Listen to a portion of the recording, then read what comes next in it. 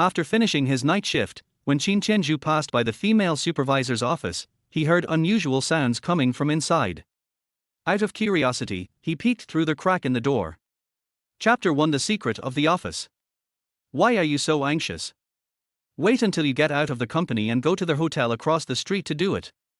The woman said shyly. I want to eat you now, my little baby. In Jiangsheng Dingxing Technology Company, Qin Tianzhu just came out of the men's public toilet and was attracted by the shy voice when he passed by Lin Yuqi's office. Then, Qin Tianzhu heard the woman's cheerful breath coming from the office, which made him very excited. He walked closer on tiptoe and found that the door of the office was not closed tightly, so he gently pushed it open a little. When he saw the scene in front of him, he was so surprised that he almost cried out. The woman in front of him, who was leaning on the desk with both hands and bending over with her hips, turned out to be his vicious female boss Lin Yuqi. She was usually cold and arrogant, but at this moment she became so charming. She was 29 years old and the same age as Qin Tianzhu. Although she has been divorced for several years, her figure is still hotter. The man behind her who gave her a constant driving force was actually the head of their marketing department, Lu Haitao. This old man, over 50, was full of grease and the smell of money. When Qin Tianzhu saw this amazing scene, the corner of his mouth slightly raised, revealing a wicked smirk. Life is full of surprises. You two dogs and bitches have suppressed and exploited me for so many years, and finally fell into my hands. I want to double back what I lost over the years. After thinking about it, Qin Tianzhu took out his mobile phone and recorded this sacred moment completely. Tonight, he was forced to work overtime by Lin Yuqi. But when he was ready to go home after finishing his work, he started to have diarrhea again, and he squatted in the men's public toilet until his legs were numb. This pair of dogs and bitches must have thought that he was gone, so they dared to be so presumptuous. However, the video was only recorded for 10 seconds, and the old man Lu Haitao was already depressed. Brother Dao, why don't you come? Lin Yuqi frowned slightly, her face full of disappointment.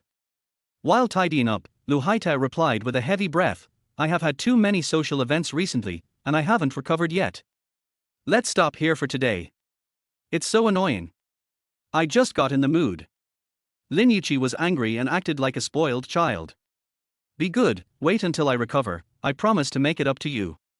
Lu Haitao hugged Lin Yuqi, brought her over with a smirk on his face, and Li Wei quickly turned around and slipped away. Qin Tianzhu hid behind the door at the entrance of the stairs, and dared to come out only after Lu Haitao and Lin Yuqi entered the elevator building. After walking to the elevator entrance, Qin Tianzhu finally couldn't help but burst into laughter. Damn, I'm dying of suffocation. Lu Haitao is such a useless bastard. Lin Yuqi, this vicious woman, usually pretends to be so noble, but I didn't expect that she would get together with Lu Haitao, this old man. It's a pity that this old man is too useless. If it were me. Gradually, Qin Tianzhu actually thought of himself. Although he also had a special admiration for women like Lin Yuqi, he was a married man after all, and he still had to abide by the moral red line. After Qin Tianzhu walked out of the company's building, he hummed a little song while riding a donkey happily back home. After getting married for so many years, he has been working in Dingxing Technology Company until now, but he is still an ordinary salesperson, and his wife is getting more and more dissatisfied with him. In the past 2 years, they often quarreled about work and income. It's not that he is incompetent, but many promotion opportunities have been taken away by Lu Haitao, this old man. Many credits have also been taken away by Lu Haitao and Lin Yuqi. Even the bonus was stolen by them. He knew all this, but he could do nothing about it.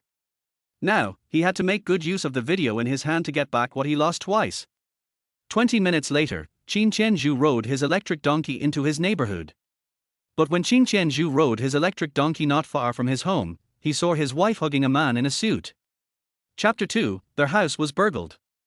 Seeing this, Qin Tianzhu was furious, honking the horn repeatedly and turning on his high beams to shine at them. The man then turned around and looked at Qin Tianzhu with a smug smile. By the time Qin Tianzhu rode his electric bike to his wife Wan Huan, the man had already driven away. Qin Tianzhu angrily pointed ahead and asked, "Who was that guy just now? It's late, and he was worried about me coming back alone, so he drove me home. Why are you so worked up?"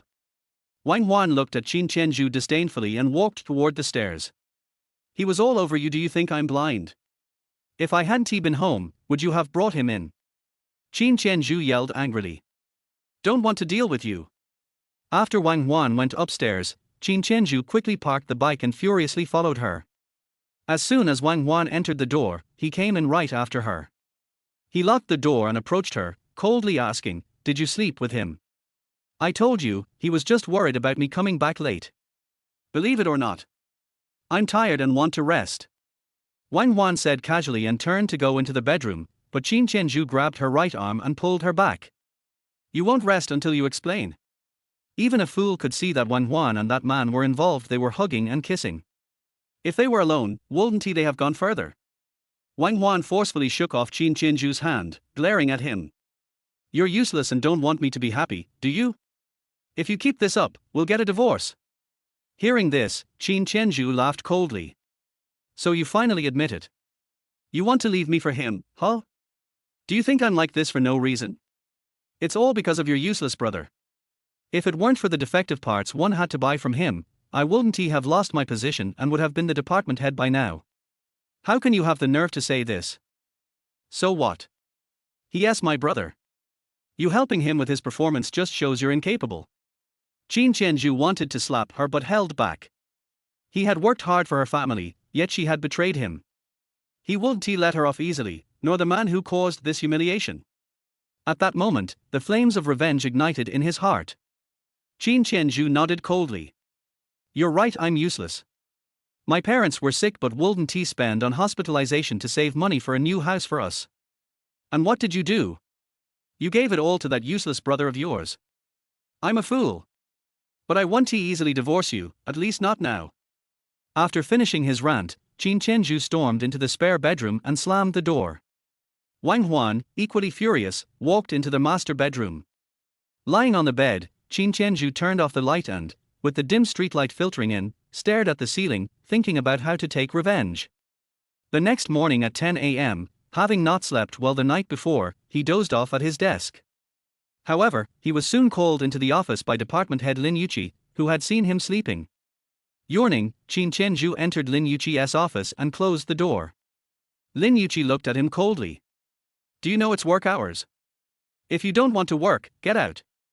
Qin Tianzhu felt annoyed at her reprimand but now had leverage over her and wasn't he afraid. "What if I don't leave?" Qin Tianzhu replied with a cold smile. "Qin Tianzhu, have you grown some guts? Daring to talk back?" Lin Yuqi shot back with an arrogant look. Qin Tianzhu smirked and sent her a video he recorded last night. After watching, her face went pale. "You were outside my office last night."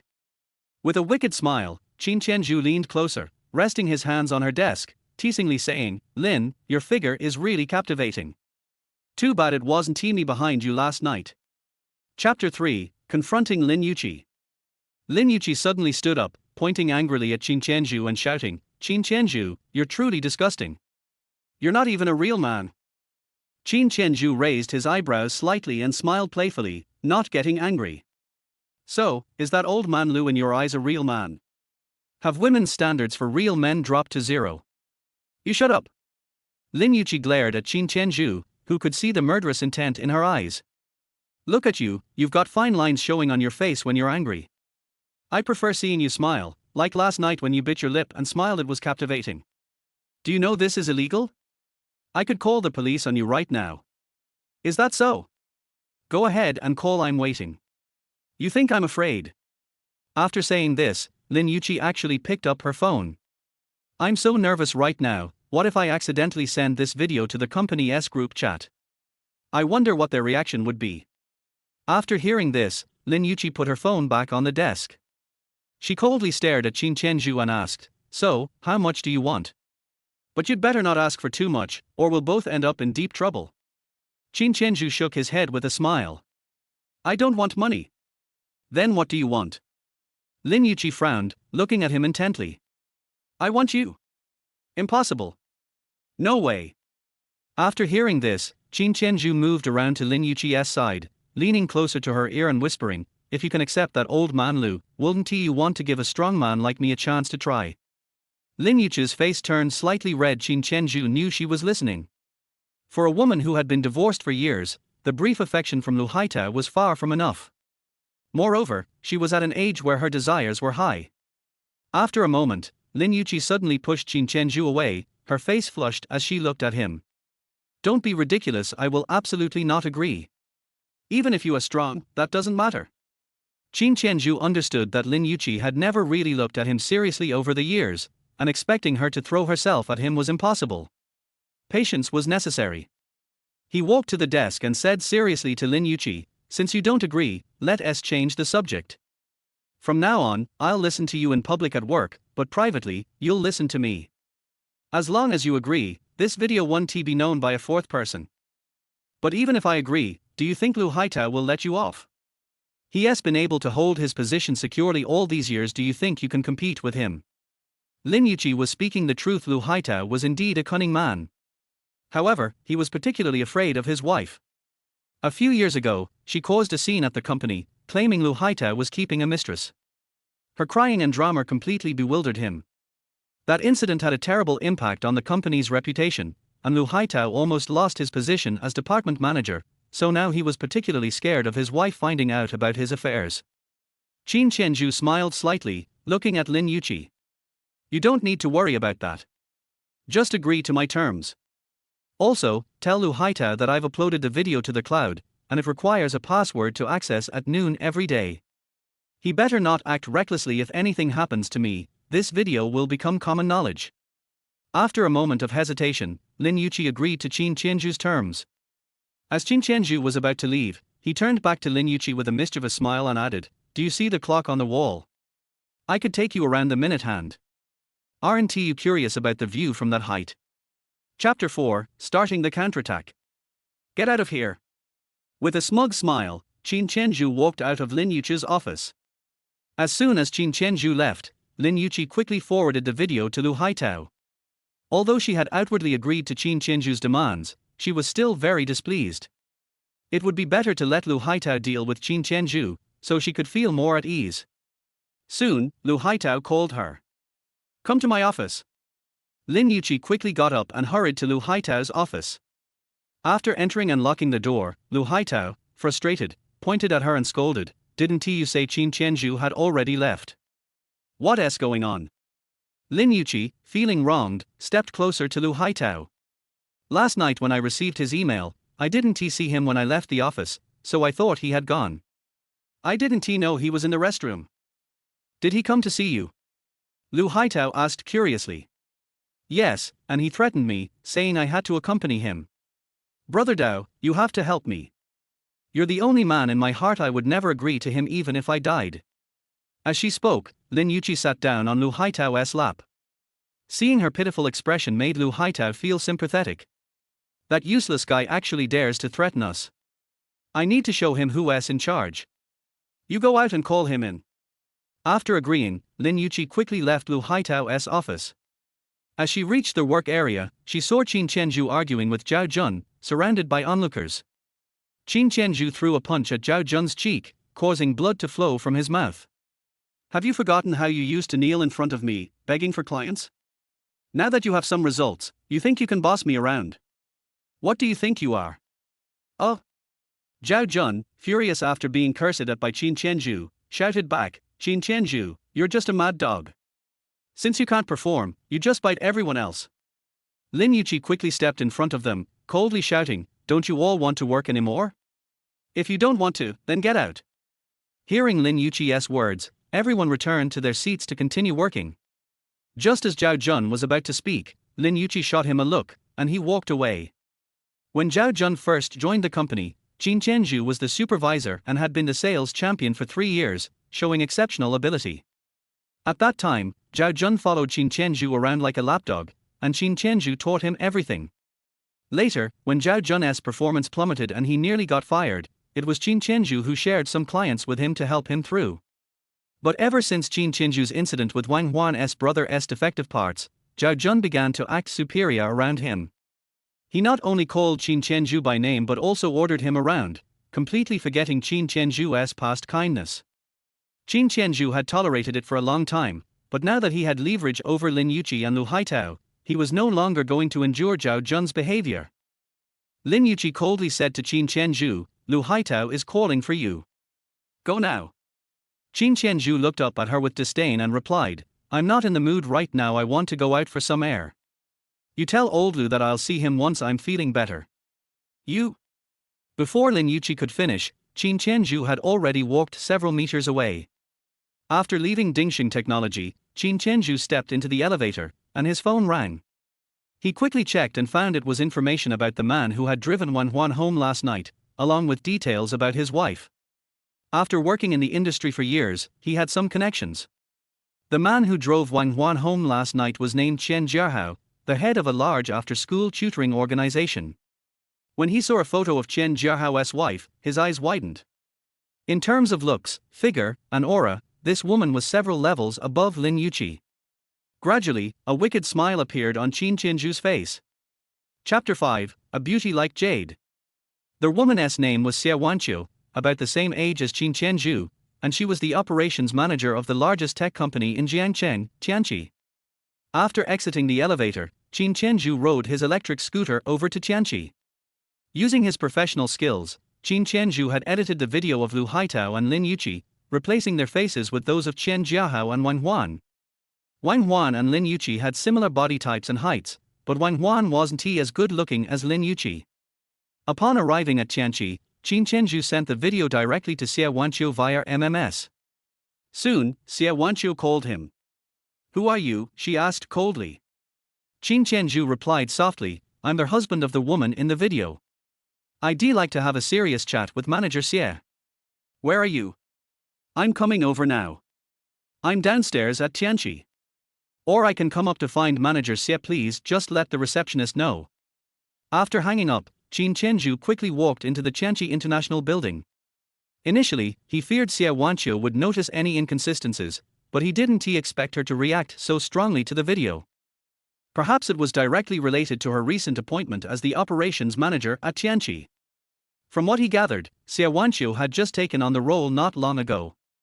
If an embarrassing video of her family were to leak, it would undoubtedly impact her career significantly. Moreover, every professional in the same company typically had one or more rivals. Qin Tianzhu was well aware of this.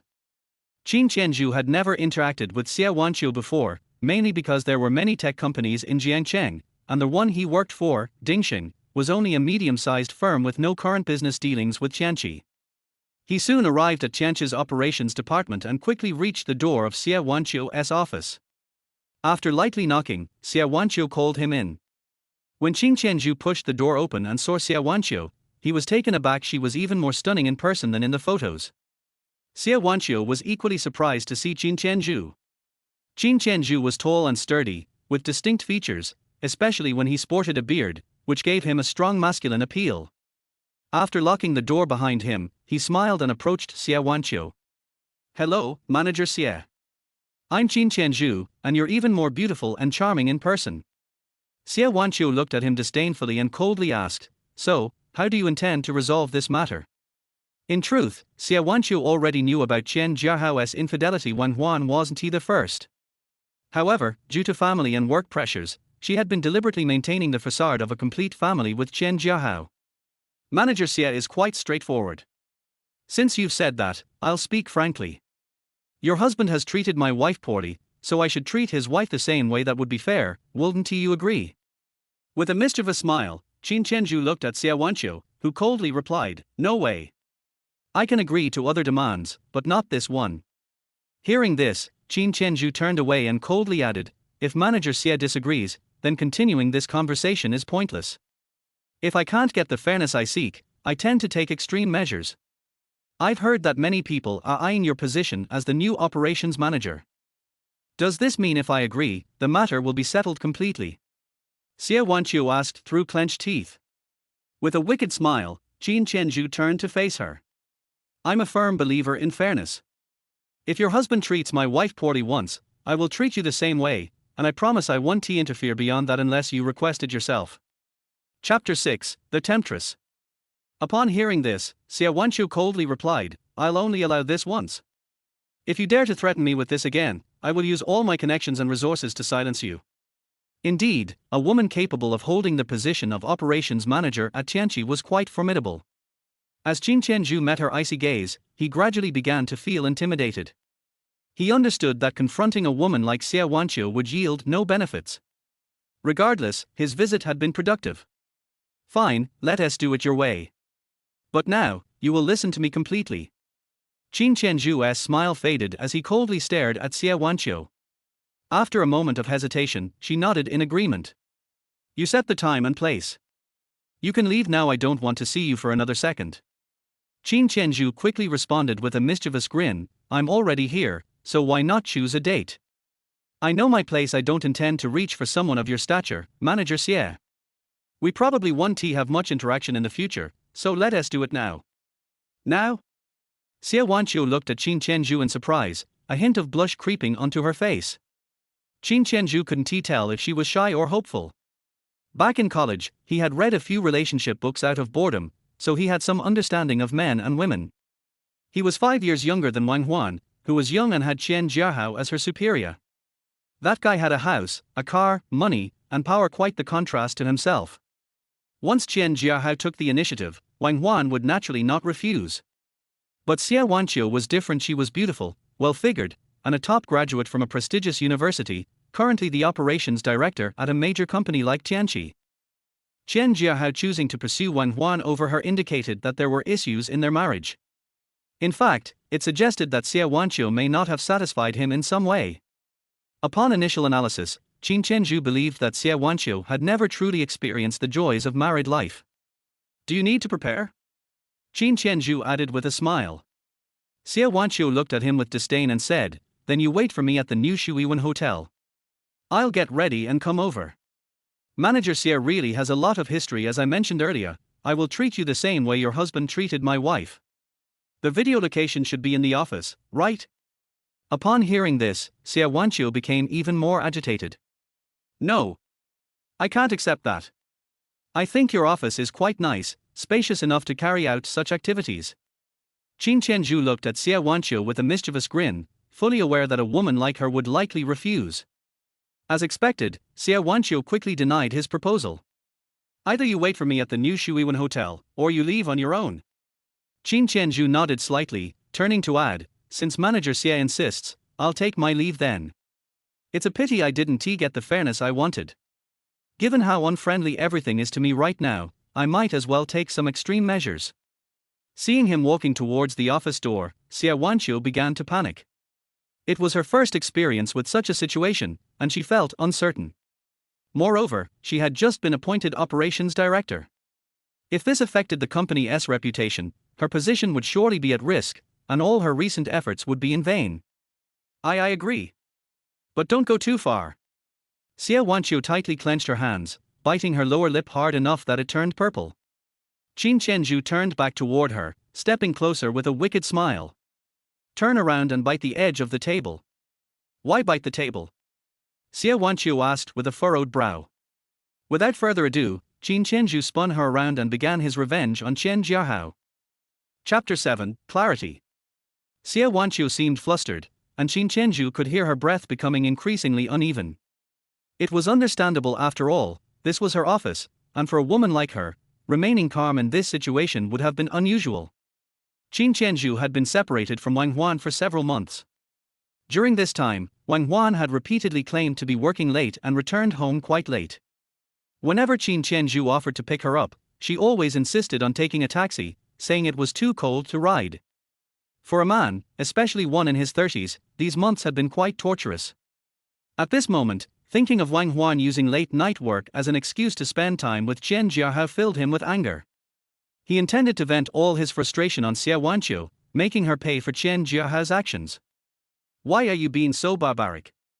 After being married to Qian Jiahao for many years, she had always seen him as refined, leading her to expect that all men should be the same.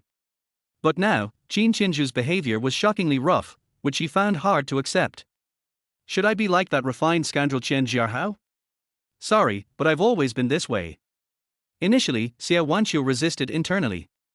However, she gradually realized that Qin Tianzhu was quite different from Qian Jiahao and seemed to evoke a different feeling within her. The clock in the office ticked away, and unbeknownst to her, she began to lower her guard, actually starting to enjoy the moment. Her breaths grew heavier, making Qin Tianzhu a bit nervous. Control your breathing, it's louder than my snoring. They can hear you outside. Shut up, you bastard. After coldly cursing at Qin Tianzhu, she realized she had lost her composure. Now, she finally understood why he had asked her to bite the table's edge. It was to prevent exactly this. Since this was retaliation against Chen Jiahao, Qin Tianzhu wasn't going to be hasty. After a prolonged period of revenge, he finally stopped. Having never experienced anything like this before, Xia Wanqiu slumped onto the floor, completely drained of energy. After gathering himself, Qin Tianzhu walked over to the water cooler and poured several cups of water for himself. Then, he handed a cup to Xia Wanqiu. Drink some water. You're sweating profusely, you must be severely dehydrated. Xia Wanqiu glared at him with resentment but weakly accepted the cup. Qin Tianzhu knew she was angry with him for being too harsh in his revenge. He smugly wiped his hands with a tissue while glancing at the operation plan on the desk, picking it up out of curiosity. By this time, Xia Wanqiu had gradually stood up. Seeing this, she suddenly snatched the plan from Qin Tianzhu's hands. Who allowed you to touch my things? Now that we're even, get out of here and don't let me see you again. Qin Tianzhu shrugged, smiling helplessly. I've wrapped everything up for you to take with you. You can open a window for some fresh air later, the smell of sweat is quite strong. Xia Wanqiu sat in her chair, not looking at him anymore. As Qin Tianzhu turned to leave, he paused and added, your plan has some issues. There are 2 operational costs that can't be omitted if you want to achieve the desired results. Additionally, the overall focus of the plan strays from the theme. If you have time, it's best to understand it better yourself. With that, he triumphantly exited Xia Wanqiu's office. After hearing his words, Xia Wanqiu furrowed her brow as she picked up the plan again and realized he was right. Didn't he expect this bastard to know about these things? Gradually, she found herself feeling much clearer, summing it up in 2 words, clarity. Chapter 8, Fulfillment. Now my whole body feels so relaxed, especially comfortable, completely different from before. Xia Wanqiu, with her brows tightly knit, leaned back in her chair, resting her chin on her right hand, lost in curiosity. She had a congenital cold uterus condition. The doctor had said it wasn't too serious yet, and with more care from Chen Jiahao, it could be treated. However, over the years of marriage, Chen Jiahao seemed to have grown increasingly uninterested in her. Xia Wanqiu, not wanting to take the initiative, had also become particularly dull, which caused her condition to worsen. She had recently undergone an examination, and the doctor informed her that her cold uterus condition had progressed to the later stages. If it continued to be neglected, she might need a hysterectomy. This had been troubling her for the past few days. But after being treated so roughly by Qin Tianzhu, Xia Wanqiu felt an unprecedented warmth throughout her body. Though she strongly resisted Qin Tianzhu, the truth was that he was far stronger than Chen Jiahao. Lost in thought, Xia Wanqiu's cheeks flushed once again. After leaving the Tianqi International Building, Qin Tianzhu had just reached his electric scooter when his stomach growled loudly. Perhaps it was due to the intense exertion earlier that the little energy from breakfast had been completely consumed. He checked the time on his phone. It was already 11 o'clock, almost lunchtime. As he rode away from Tianqi International, his phone rang. Gripping the handlebars with his right hand, he quickly pulled out his phone with his left hand and saw it was Wang Huan calling. He quickly answered, "What's up? My mom wants us to come over for dinner tonight. She has something to discuss. It's up to you whether you go." Before Qin Tianzhu could finish, Wang Huan had already hung up. Damn, hanging up so quickly, afraid that Chen Jiahao won't get up. Qin Tianzhu cursed in displeasure. After putting his phone back in his pocket, he continued riding the electric scooter, searching for a place to eat. The area around Tianqi was filled with high-end hotels. With his current income, even a luxurious meal would likely leave him feeling financially hurt for months. As he rode, he pondered why Wang Huan's parents had summoned them. It certainly couldn't be for anything good. Every time he went over, it was either to do chores or to provide money for her useless brother-in-law, and he really didn't want to go. But now the situation was different. He had regained his footing at Dingxing, and since Wang Huan had borrowed 500,000 from her brother-in-law, they needed to settle that debt tonight. Since he and Wang Huan had already fallen out, he had no intention of playing the fool anymore. After searching for over 10 minutes, he finally found a ramen shop. After enjoying a bowl of ramen, he stepped out, and his phone rang again. Taking out his phone, he saw it was Lu Haitao calling. A smirk crept onto his face as he answered, "Good afternoon, President Lu. Come to my office now, I'm waiting for you." Lu Haitao's tone was cold, clearly angry about the video incident. Qin Tianzhu put his phone away and quickly rode back to Dingxing Technology. Arriving outside Lu Haitao's office, he raised his hand to knock, only to find the door was open, so he pushed it and walked in. In the office, besides Lu Haitao, Lin Yuqi was also present. After closing the door with his right hand, he approached them with a smile, saying, "Old Lu, what's up on this fine afternoon?" "Qin Tianzhu, don't go too far. You think you can call him Old Lu?" Lin Yuqi said angrily, pointing at him. Hearing this, Qin Tianzhu walked closer with a smile, gently patting her behind and saying, "Looks well maintained. Old Lu must have played a big role, right?" Chapter 9, Training. "Qin Tianzhu, you bastard." Lin Yuqi suddenly pushed Qin Tianzhu away and swiftly raised her right hand to slap his face. Qin Tianzhu quickly caught her wrist and looked at her coldly. "I don't like you being this fierce. Last night you was much more charming."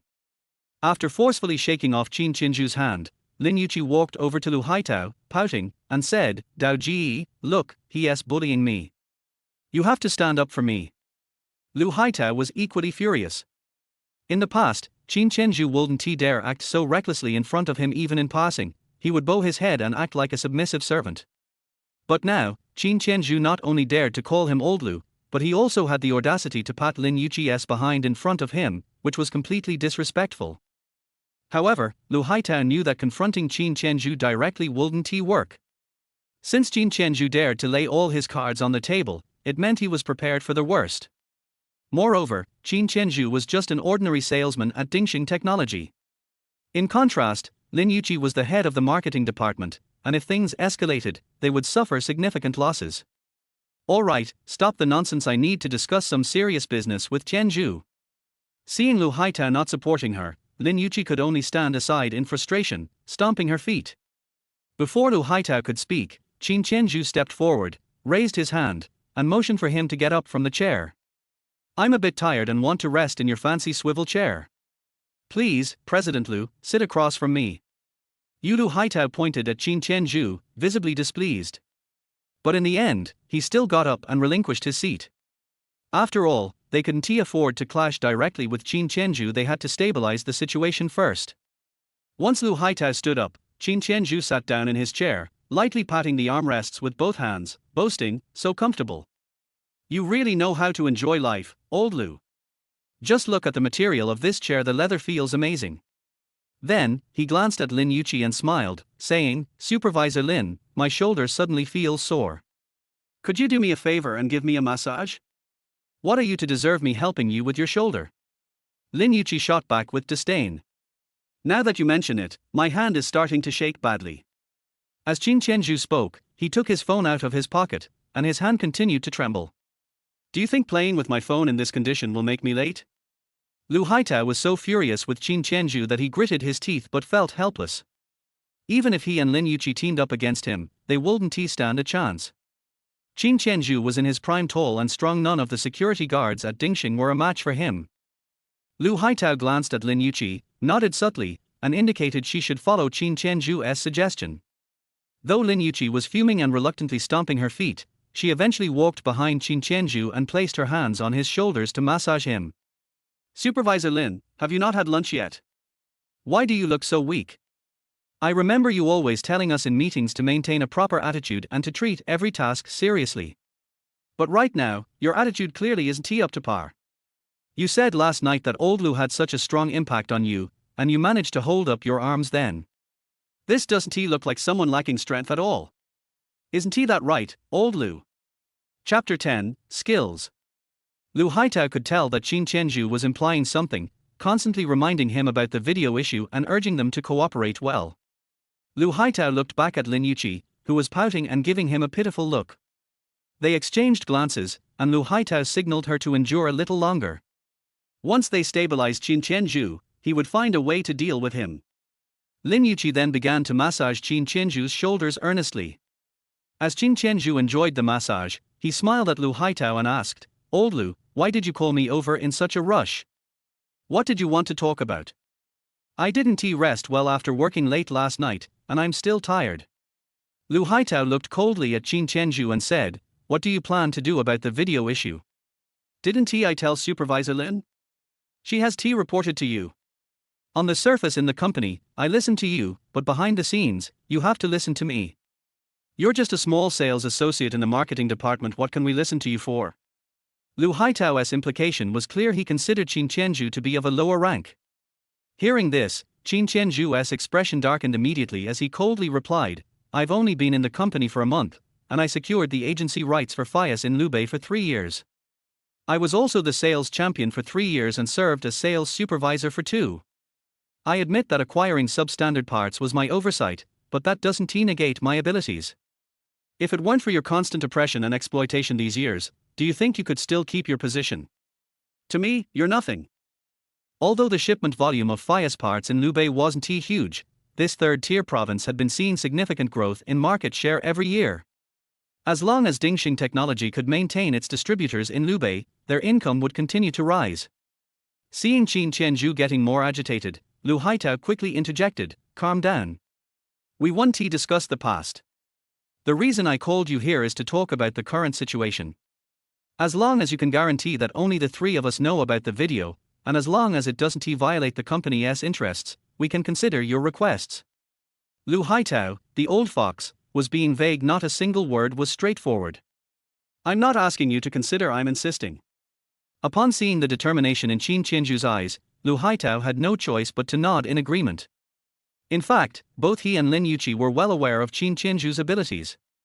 The batch of substandard parts purchased from Wan Huan's brother could have been dealt with. It was Lu Haitao, fearing that Qin Tianzhu's capabilities and rapid rise would threaten his position, who had been scheming behind the scenes.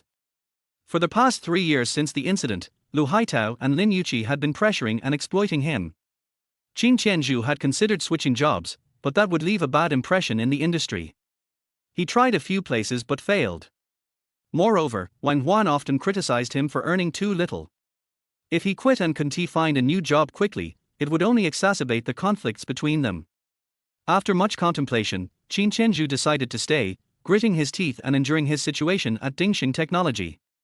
He stood up and smiled at Lin Yuqi, saying, Yuqi, you need to practice your technique more. Too lazy to deal with you. Lin Yuqi shot him a disdainful glance. Qin Tianzhu then turned to Lu Haitao with a mischievous smile and said, Old Lu, you should teach Yuqi more about her massage skills. Stop having her focus solely on singing and playing. You should know by now how much stamina you have at your age. You should spend more time at home taking care of your wife with her size. One meal must be worth at least half a month of what Yuqi can manage. Chapter 11, Catching Liu Qing's Waist. Lu Haitao felt unhappy when he heard this. Qin Tianzhu was obviously saying that he was useless and also said that his wife was too fat. But even so, he still resisted the urge to get angry with Qin Tianzhu. Even if we want to deal with Qin Tianzhu, we can't do it in the company, let alone in his office. When Qin Tianzhu walked to the door, he turned around and looked at them, adding, By the way, I'll take over Liu Qing. Yuqi, go back and tell Zhao Jun. Zhao Jun has taken over Liu Qing's side for 3 months. I heard him say that he is almost there. Isn't it appropriate for you to take over now? Lu Haitao replied quickly. Qin Tianzhu continued with a look of disdain, It's been 3 months and it hasn't been done yet. Do you think he can do it? The operations department spent a lot of money on promotion in the 3rd quarter, but the performance of our marketing department doesn't seem to meet expectations. What do you think Mr. Tan is thinking now? After listening to Qin Tianzhu's words, Lu Haitao didn't say anything else. He knew very well that the sales performance in the 3rd quarter was indeed very poor, and the operations department was not on good terms with him. If he didn't make a good effort in the last week, it would be difficult to explain to Tan Hui. In fact, what Lu Haitao is considering now is not the company's performance, but his year-end bonus. After Qin Tianzhu finished speaking, he turned and walked out of Lu Haitao's office. After seeing Qin Tianzhu leave, Lin Yuqi quickly walked to Lu Haitao's side, hugged Lu Haitao's right arm with both hands, and said coquettishly with a wronged look, Brother Dao, you saw it all just now, Qin Tianzhu is too much. If you don't do it well. Guan, I'm afraid he'll ask me to accompany him. After hearing this, Lu Haitao stood up abruptly, pounded the desk with his right fist, and cursed viciously, Qin Tianzhu is a coward. If I don't teach him a lesson, he will really think I'm a sick cat. Please help me contact a Biao and ask him to take a few people to teach Qin Tianzhu a lesson tonight. I can cooperate with him openly, but I can also deal with him slowly in secret. I want him to know that there is no good result if he offends me, Lu Haitao. Lin Yuqi also showed a smug smile after hearing this. Qin Tianzhu actually dared to pat her butt and asked her to massage her shoulders. She was already very angry. A Biao is a low-class gangster in Jiangcheng. He is followed by a few younger brothers and hangs out in entertainment venues all day long. He has also helped Lu Haitao do many immoral things in the past. Let him take action against Qin Tianzhu. It seems that Qin Tianzhu is in trouble tonight. After Qin Tianzhu walked out of Lu Haitao's office, he returned to his workstation to rest. In fact, he had already started paying attention to Liu Qing's situation, and naturally thought of a series of countermeasures. At 3:30 in the afternoon, Qin Tianzhu yawned, stretched, slowly stood up and walked towards the bathroom. If it had been in the past, if he had dared to sleep at his workstation so unscrupulously, Lin Yuqi would have come over and scolded him. But now, even if he slept until he got off work at night, Lin Yuqi didn't dare to say anything to him. Qin Tianzhu washed his face, tidied himself up, and left the company. He rode his electric scooter directly to the school where Liu Mingho was, because this way he could meet Liu Qing directly. Although some say Zhao Jun is not as capable as him, Zhao Jun's performance is still pretty good now, and he is one of the best in the entire Dingxing marketing department. He hasn't gotten the order from Liu Qing in 3 months, which shows that Liu Qing is a very difficult person to make an appointment with. Instead of calling Liu Qing and being rejected, it would be better to come here and wait for her. At least I can see her and have a few words with her. But when Qin Tianzhu arrived at Liu Mingho's school on his electric scooter, he found Liu Qing arguing with a woman and a man, surrounded by people. The woman was slightly plump and looked aggressive, and the man next to her was also big and strong. Liu Qing was clearly at a disadvantage. Seeing that the woman almost pushed Liu Qing down, Qin Tianzhu rushed over and hugged Liu Qing. In a hurry, his hand actually touched Liu Qing's chest. Even with the slightest movement, Liu Qing's face turned slightly red. If you have anything to say, just talk it over, don't use force. The man originally wanted to take action, but seeing that Qin Tianzhu was tall and strong, he gradually backed off. Uncle, it was Liu Dazhuang who first called me a wild child without a father, so I started fighting with him. After hearing this, Qin Tianzhu lowered his head and looked over. It turned out that it was Liu Qing's son who was talking to him. The little boy's eyes were a little moist, and he seemed very aggrieved. Regardless of whether Liu Qing can succeed in this deal, he has to stand up and help Liu Mingho, otherwise he will be left with a shadow. At this moment, he realized that he was still holding Liu Qing in his arms. He let go of Liu Qing with an embarrassed look on his face, smiled foolishly and nodded at her. However, this woman is quite tight. Chapter 12, Unintentional. Qin Tianzhu gently touched Liu Mingho's head twice with his right hand and said with a smile, "With uncle here, no one can bully you and mom." Liu Mingho looked at Qin Tianzhu firmly, as if he had an unprecedented support. His eyes were shining and full of confidence. Liu Qing was also looking at Qin Tianzhu at this time. As far as she could remember, she had never seen this man before. He was tall, handsome, strong and powerful. When he caught her just now, he accidentally touched her. For Liu Qing, this kind of touch was indeed particularly arousing. Qin Tianzhu looked coldly at Liu Dazhuang and his family of 3 and said, "It's obviously you who didn't educate your children well, yet you still have the nerve to yell here. You are really shameless." As soon as he finished speaking, a female teacher came over. She was the homeroom teacher of Liu Mingho and Liu Dazhuang. Afterwards, under the mediation of Liu Mingho, the class teacher, Liu Dazhuang and his family of 3 left reluctantly. Qin Tianzhu, Liu Qing and her son also walked out of the school afterwards. Liu Qing smiled at Qin Tianzhu and asked, "I don't think we've met before. Who are you?" After hearing this, Qin Tianzhu handed a business card to Liu Qing and replied with a smile, "Hello, Mr. Liu, I am Qin Tianzhu from the marketing department of Dingxing Technology. Are you here to sell products as well?" Gradually, Liu Qing's smile disappeared. Qin Tianzhu smiled softly, "Yes, I am waiting for you here specially. But I have to make one thing clear, that is, I just stood up to help you, not deliberately doing so to promote the product. You are quite honest, which surprises me." At this time, Liu Qing's son pulled Liu Qing's hand and said that he was hungry and wanted to eat. Liu Qing was about to refuse Qin Tianzhu after hearing this, but her son Liu Mingho actually smiled at Qin Tianzhu and added, "Uncle, are you hungry? Do you want to join us? I. Let's go and have something to eat with Mingho as a token of our gratitude for your help just now." After listening to Liu Qing's words, Qin Tianzhu smiled and nodded. "By the way, did you drive?" Liu Qing asked Qin Tianzhu. Qin Tianzhu pointed at his electric donkey and smiled, "I'm riding an electric bike.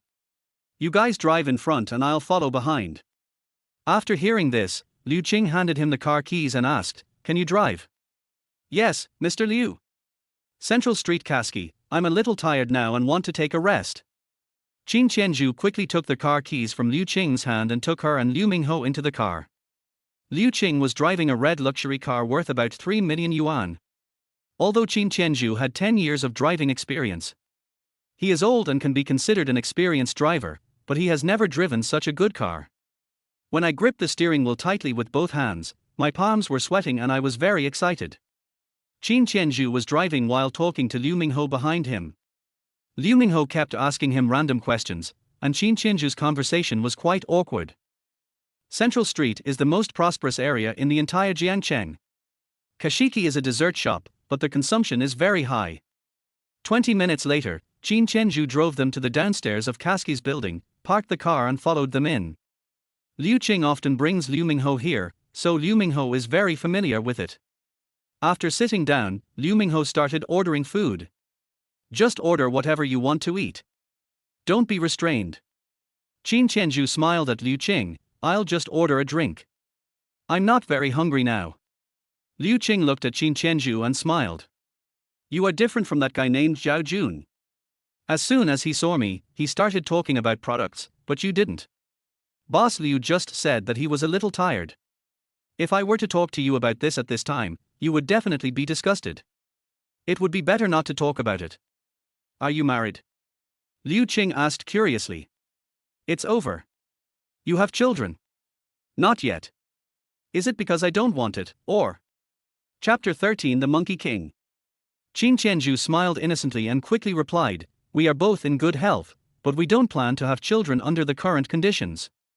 After hearing this, Liu Qing's face actually turned slightly red.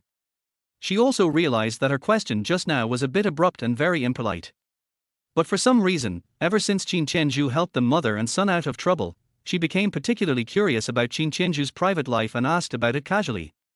Perhaps it was directly related to the subtle touch he had just made. "Sorry, that was a bit abrupt just now." Qin Tianzhu smiled and looked at Liu Qing and said, "It's okay, Mr. Liu. I'm probably a few years older than you. This isn't the company. Don't call me Ms. Liu. Call me sister."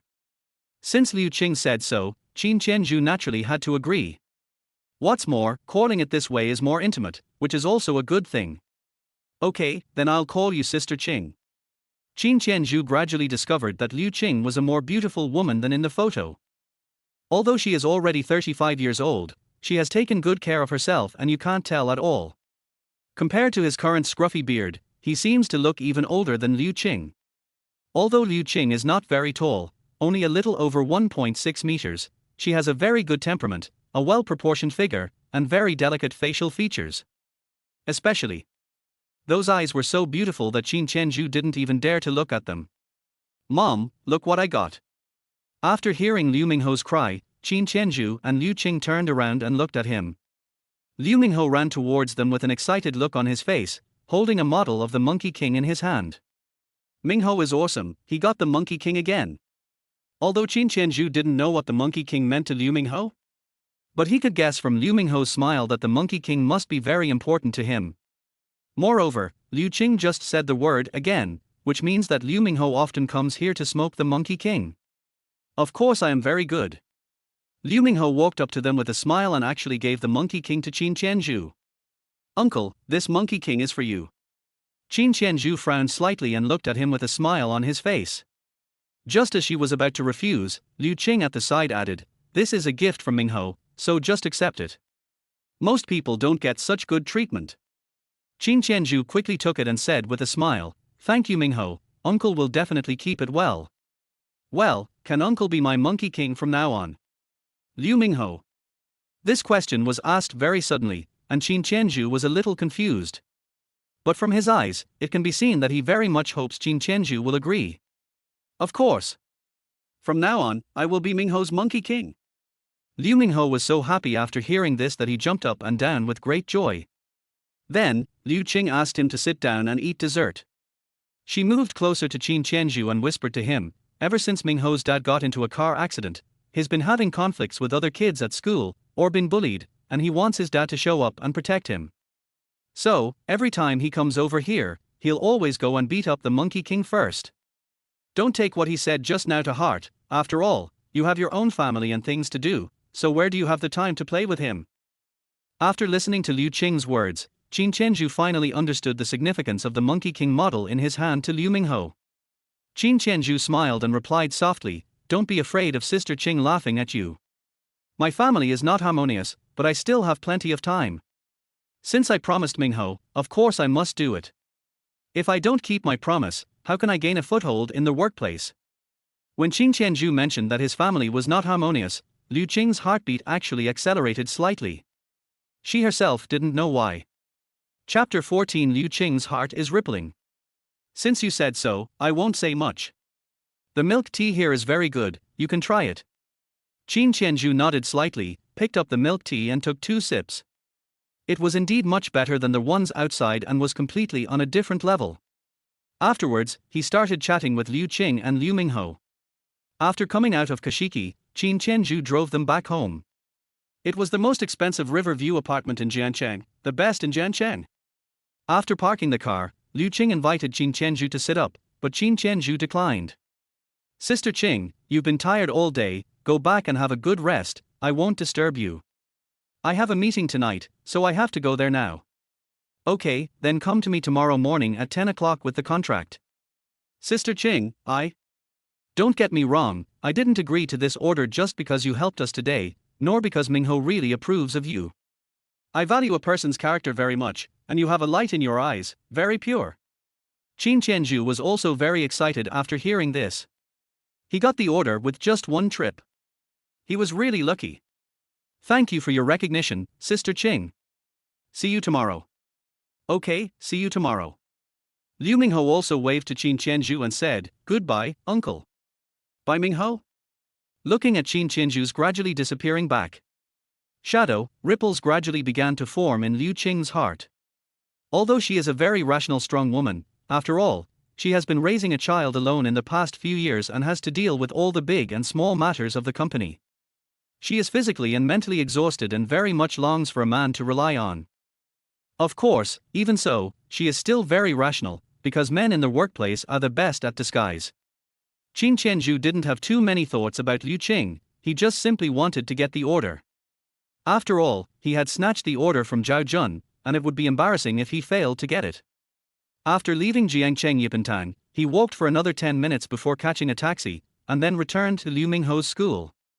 It was already 6 o'clock in the evening, and he had to hurry to Wang Huan's parents' house to see what they wanted to talk to him about tonight.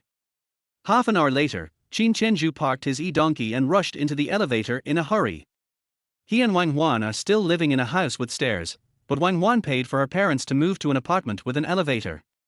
The key point is that most of this money was earned by him pretending to be their grandson, and he hasn't received a single good word from their family. It's so fucking frustrating. Qin Tianzhu arrived at the door of Wang Huan's parents' house, sweating profusely. After pressing the doorbell a few times, the door opened. It was his mother-in-law who opened the door and looked at him with disdain. After one look, he turned and walked away. Although Qin Tianzhu was very unhappy, he still forced a smile. After walking in, he closed the door casually. "Sorry, Mom and Dad, I was out meeting a client this afternoon, so I came to play." Wang Huan looked at him with disdain. "Come and sit down. My parents and my brother have been waiting for you for an hour. You are just a salesperson, but you are busier than the boss all day long." Qin Tianzhu was very unhappy after hearing this, but he still held back. He is a little hungry now and needs to fill his stomach first. Then, while eating with big mouthfuls, he asked his mother-in-law why they were called over. Wang Huan's brother Wang Lei said to Qin Tianzhu unhappily, "I'm getting engaged to my girlfriend, but her parents said we can't do that unless we buy a new house. So, I want to borrow some money from you and my sister." "Damn, they are here to borrow money again." Qin Tianzhu knew that there was no good reason for this family to ask him to come over. Getting engaged is a good thing. You're not a child anymore, it's time for you to start a family. I need your help with this matter. I just got my salary this month, a total of 6,000 yuan, and I will transfer it all to you later. Wang Lei immediately became furious after hearing this. He stood up abruptly and pointed at Qin Tianzhu and cursed, "Are you f***ing sending away a beggar? Aren't you?" Qin Tianzhu stared at him coldly and replied. Chapter 15, The Great Enemy. Fuck. Qin Tianzhu, you want to be beaten, don't you? After Wang Lei finished cursing, he picked up an unopened bottle of red wine on the table and was about to smash it on Qin Tianzhu's head. He was used to bullying Qin Tianzhu on a daily basis and didn't take his brother-in-law seriously at all. After the defective parts incident, Qin Tianzhu went directly to Wang Lei's company, which resulted in Wang Lei being fired just after taking the position of manager. After all, this incident caused a big stir in the circle, and Wang Lei's company directly made him take the blame. In the past few years, Wang Lei has always hated Qin Tianzhu because of that incident. Qin Tianzhu stood up quickly, stretched his head towards him, and said coldly, "If you have the guts, smash it here." Wang Lei was so frightened by Qin Tianzhu's action that he didn't dare to hit it. Qin Tianzhu, who usually stood wherever he was told and dared not say a word when scolded, was like a completely different person today. The whole family was completely confused. Wang Huan quickly stood up and stopped Wang Lei. She angrily asked Qin Tianzhu to sit down and then scolded him, "I only have this one brother. He wants to get married and buy a new house. Isn't it natural for us to help him? What are you doing? Are you mentally ill? Qin Tianzhu, you have become more capable now, right? You dare to act so cruelly in front of us in our home. Do you still have us in your eyes?" Mother-in-law Wang Guihua also accused him angrily. Qin Tianzhu was dumbfounded after hearing this. It was obviously Wang Lei who was cruel to him first. He even threw their wine bottle at his head. Why was he getting angry at him? After two helpless bitter smiles, he looked at Wang Lei coldly and said, "If you want to borrow more, you can first return the 500,000 yuan your sister gave you before, and I will lend it to you immediately without paying interest." Qin Tianzhu, you're not done yet, are you? I gave that money to my brother, and I didn't plan to take it. Qin Tianzhu immediately became angry after hearing what Wang Huan said. He stood up suddenly and kicked the chair down with one foot. My parents saved all their money by living frugally, but they didn't even spend it when they were sick. If my dad hadn't been reluctant to spend money on medical treatment and kept delaying it without telling me, he wouldn't have passed away like this. You're so generous, you gave it all to your useless brother without saying a word, you're awesome. Qin Tianzhu, you f***ing dare to scold my sister, I'm going to kill you today. When Wang Lei saw Wang Huan being scolded by Qin Tianzhu, he rushed towards Qin Tianzhu again, but was kicked to the ground by Qin Tianzhu. Qin Tianzhu has been learning fighting skills from retired veterans in the village since he was a child, so he is very good at fighting. In addition, during college, I responded to the call to serve in the army for 2 years, and after I came back I continued to finish college, so I am a good fighter. In addition, he is physically strong and tall. Not to mention Wang Lei, even those hooligans, 3 or 5 of them together are not enough to warm him up. He had been enduring this for the past few years while married to Wang Huan, and Wang Lei really thought he was a coward and easy to bully. After seeing Wang Lei being kicked to the ground by Qin Tianzhu, the whole family could no longer sit still and directly came over to attack Qin Tianzhu. Qin Tianzhu shouted loudly, "Stand still!" Wang Huan and Wang Guihua were actually frightened by Qin Tianzhu's loud roar and did not dare to move. Qin Tianzhu looked at them coldly and continued to say to Wang Huan, "I won't take a penny of the money. How much you want to take has nothing to do with me. In addition, don't bother me with these family matters in the future. You can divorce me, but first take back the 500,000 yuan that I gave to your brother. That's my fucking money." After cursing, Qin Tianzhu turned around and left quickly. After Wang Lei was helped to stand up by them, he was still cursing. Wang Huan and her mother were also very angry. "Huana, get divorced from this loser as soon as possible. He's making me so mad," Wang Guihua said angrily.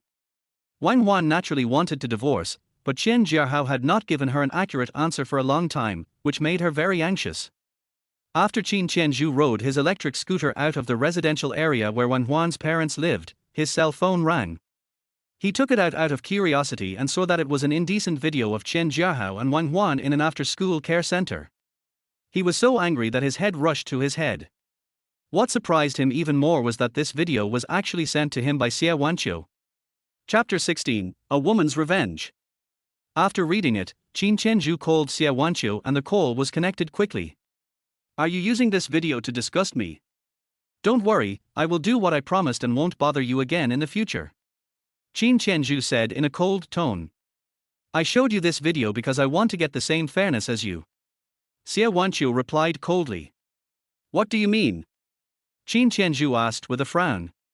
Although he didn't know Xie Wanqiu well, through his contact in her office this morning, he knew very well that Xie Wanqiu was a very strong-willed woman. He still remembers the look of hatred she showed him. So Qin Tianzhu felt very surprised about what she just said. However you came to retaliate against me today, I will retaliate against you in the same way. Is this absolutely fair? After hearing what Xie Wanqiu said, Qin Tianzhu was even more surprised. Xie Wanqiu actually wanted to retaliate against him in the same way? Qin Tianzhu sneered and quickly replied, Boss Xie, do you think it's fun to make fun of me? I know you look down on me, but I will keep my word. Don't worry, from now on, there will be no connection between us. As for your husband Chen Jiahao, even if I want to take revenge on him, I will find him in person and will not bother you anymore. Although Xie Wanqiu said that she wanted to protect Qin Tianzhu, but Qin Tianzhu always thinks this sentence is ironic. How could a man of his status possibly get the same revenge as Xie Wanqiu? If this is true, then it is not revenge, but a blessing. I'll wait for you in the office at 10 a.m. tomorrow. A man should keep his word. I can't do that tomorrow morning. I have to go sign a contract with a client. Then wait until noon. Xie Wanqiu is a woman with a strong desire for revenge. She is so persistent. Moreover, when Qin Tianzhu thought about it now, he gradually realized that she should have known that Chen Jiahao and Wang Huan were having an affair a long time ago. This woman is so scary. Qin Tianzhu smiled helplessly. Everyone is hungry at noon, how can they have the energy? That's your business. If I don't see you at noon, I will retaliate against you in an extreme way. After Xie Wanqiu finished speaking, she hung up the phone before Qin Tianzhu could continue talking. After Qin Tianzhu put the phone into his trouser pocket, he slapped his face twice with his hands. It really hurt. This was all real. Is Xie Wanqiu a masochist? Damn. It's scary to think about it. Qin Tianzhu was thinking while riding his electric scooter towards home. When he got downstairs of his house, he had just parked his e-scooter in the designated place and rushed up, but before he could wait for anyone. When he turned around, he heard two par sounds behind him, which really scared him. I originally thought that the battery exploded, but when I turned around and took a closer look, I found that it was actually 2 beer bottles that were broken. You must be Qin Tianzhu. After hearing this, Qin Tianzhu raised his head and looked forward. 5 men were walking towards him from a few meters away. The leader had a cigarette in his mouth, a leather jacket draped over his shoulders, walked with a casual pace, and wore sunglasses. You're wearing sunglasses so late at night. Are you crazy? Qin Tianzhu looked at them with disgust. Let me ask you one question, are you Qin Tianzhu or not? Biao pointed at Qin Tianzhu fiercely and continued to ask. I'm Qin Tianzhu, what do you want to talk to me about? Qin Tianzhu quickly looked at the 5 of them. Each of them had a weapon in his hand, and it was obvious that they were coming prepared for him. After hearing this, Biao raised his right hand and shouted, Get him! After hearing this, the 4 younger brothers behind him raised their weapons and rushed towards Qin Tianzhu. Seeing this, Qin Tianzhu quickly turned around, grabbed an abandoned bicycle, and swung it wildly at the 4 of them. He used his bicycle to block the weapons in their hands and kicked them, and soon all 4 of them were knocked down. After Qin Tianzhu threw their bicycle aside, he hooked his finger at Biao and said, It's your turn now, come on. Chapter 17 Gorgeous. When Biao saw this, he was completely stunned. Although he had seen many such scenes, when Lin Yuqi asked him to deal with Qin Tianzhu, she did not say that Qin Tianzhu was so skilled. He just told him that Qin Tianzhu was tall and strong, and asked him to bring 2 more people. After Biao took off his sunglasses with his right hand, he took out a butterfly knife from his trouser pocket and showed it off in front of Qin Tianzhu. Boy, it's not too late to kneel down and beg for mercy. Otherwise, don't blame me for being ruthless. As soon as a Biao finished speaking, before he could make a move, Qin Tianzhu rushed over and snatched the butterfly knife from his hand. Afterwards, Qin Tianzhu put on another show in front of a Biao, and the level of his show was much higher than the one Qin Tianzhu had just shown. Our Biao was so frightened that his whole body was shaking. He said tremblingly, "Brother, let's talk it over nicely. Don't hurt anyone by mistake." Qin Tianzhu raised his lips slightly, and asked him with a sneer, "Who asked you to come?" "Well, I don't know if the blade is sharp, how about you lend me your face to verify it?" After hearing what Qin Tianzhu said, a Biao immediately became scared. "Yes. Lu Haitao asked me to deal with you." Qin Tianzhu nodded slightly, put the butterfly knife away and put it in his pocket. "This butterfly knife is quite suitable for me to play with, so I'll keep it. Go back and tell Lao Ju that if you dare to play these with me again, you will bear the consequences at your own risk. Get out." After hearing this, a Biao and quickly rushed away with his four younger brothers. After Qin Tianzhu returned home, he took a hot shower and lay down to rest. After closing his eyes, Qin Tianzhu kept thinking about everything that happened today. First, he indirectly retaliated against Xia Wanqiu, and then he successfully won Liu Qing's big order. In the evening, he completely broke up with Wang Huan's family. Even a strong and proud woman like Xia Wanqiu would actually take the initiative to ask for revenge on him in the same way. Qin Tianzhu gradually discovered that everything around him seemed to have undergone tremendous changes, which he had never dared to imagine before. That night, Qin Tianzhu woke up twice to go to the bathroom, but he did not see Wang Huan's high heels, which means that she did not come back all night. Either she is with her parents, or she has gone to find Qian Jiahao. Qin Tianzhu knew very well that his relationship with Wang Huan had come to an end. At 9:30 in the morning, Qin Tianzhu took the contract to Liu Qing's cultural company. After entering Liu Qing's office, Qin Tianzhu smiled at Liu Qing and walked closer and said, "Hello, President Liu. Come and sit down." Liu Qing smiled and raised her hand towards Qin Tianzhu. After Qin Tianzhu sat down, he handed the contract to Liu Qing. "Boss Liu, please take a look at the contract first." After Liu Qing took the contract, she signed it without even looking at it. "Although this is the second time I've met you, I believe in my own judgment." After Qin Tianzhu took over the contract, he smiled and nodded at Liu Qing. "Thank you for your trust. By the way, are you free at noon? Let's have lunch together." In this situation, Qin Tianzhu should not have refused. But Xia Wanqiu also had an appointment for noon. If he didn't go, he really didn't know how that woman Xia Wanqiu would take revenge. Qin Tianzhu smiled innocently and replied, "I'm sorry, Sister Qing, I have an appointment with a friend to discuss some things at noon. How about in the evening? You can bring Mingho along, you decide the place, I'll treat you." "Okay, see you tonight then." Afterwards, Qin Tianzhu chatted with Liu Qing for a while and then left with the contract. Liu Qing's company was quite far from Tianqi, and Qin Tianzhu was afraid that Xia Wanqiu and others would get angry, so he hurried over. At 11:30 a.m., Qin Tianzhu came to Xia Wanqiu's office, breathing heavily, knocked on the door twice and went in. When he closed the door casually and looked up at Xia Wanqiu, he was stunned with his eyes wide open. Xia Wanqiu actually wore a black miniskirt today, paired with a pair of red high heels and a pair of purple crystal earrings. She was leaning against the desk with her long hair draped over her shoulders. She was so beautiful. Who the hell could resist her? "Mr. Xie, you?" Before Qin Tianzhu could finish his words, Xia Wanqiu turned around and supported herself on the desk with both hands. "I'm hungry, hurry up." Chapter 18, Raging. After being treated like this by Xia Wanqiu, Qin Tianzhu was completely unable to do anything.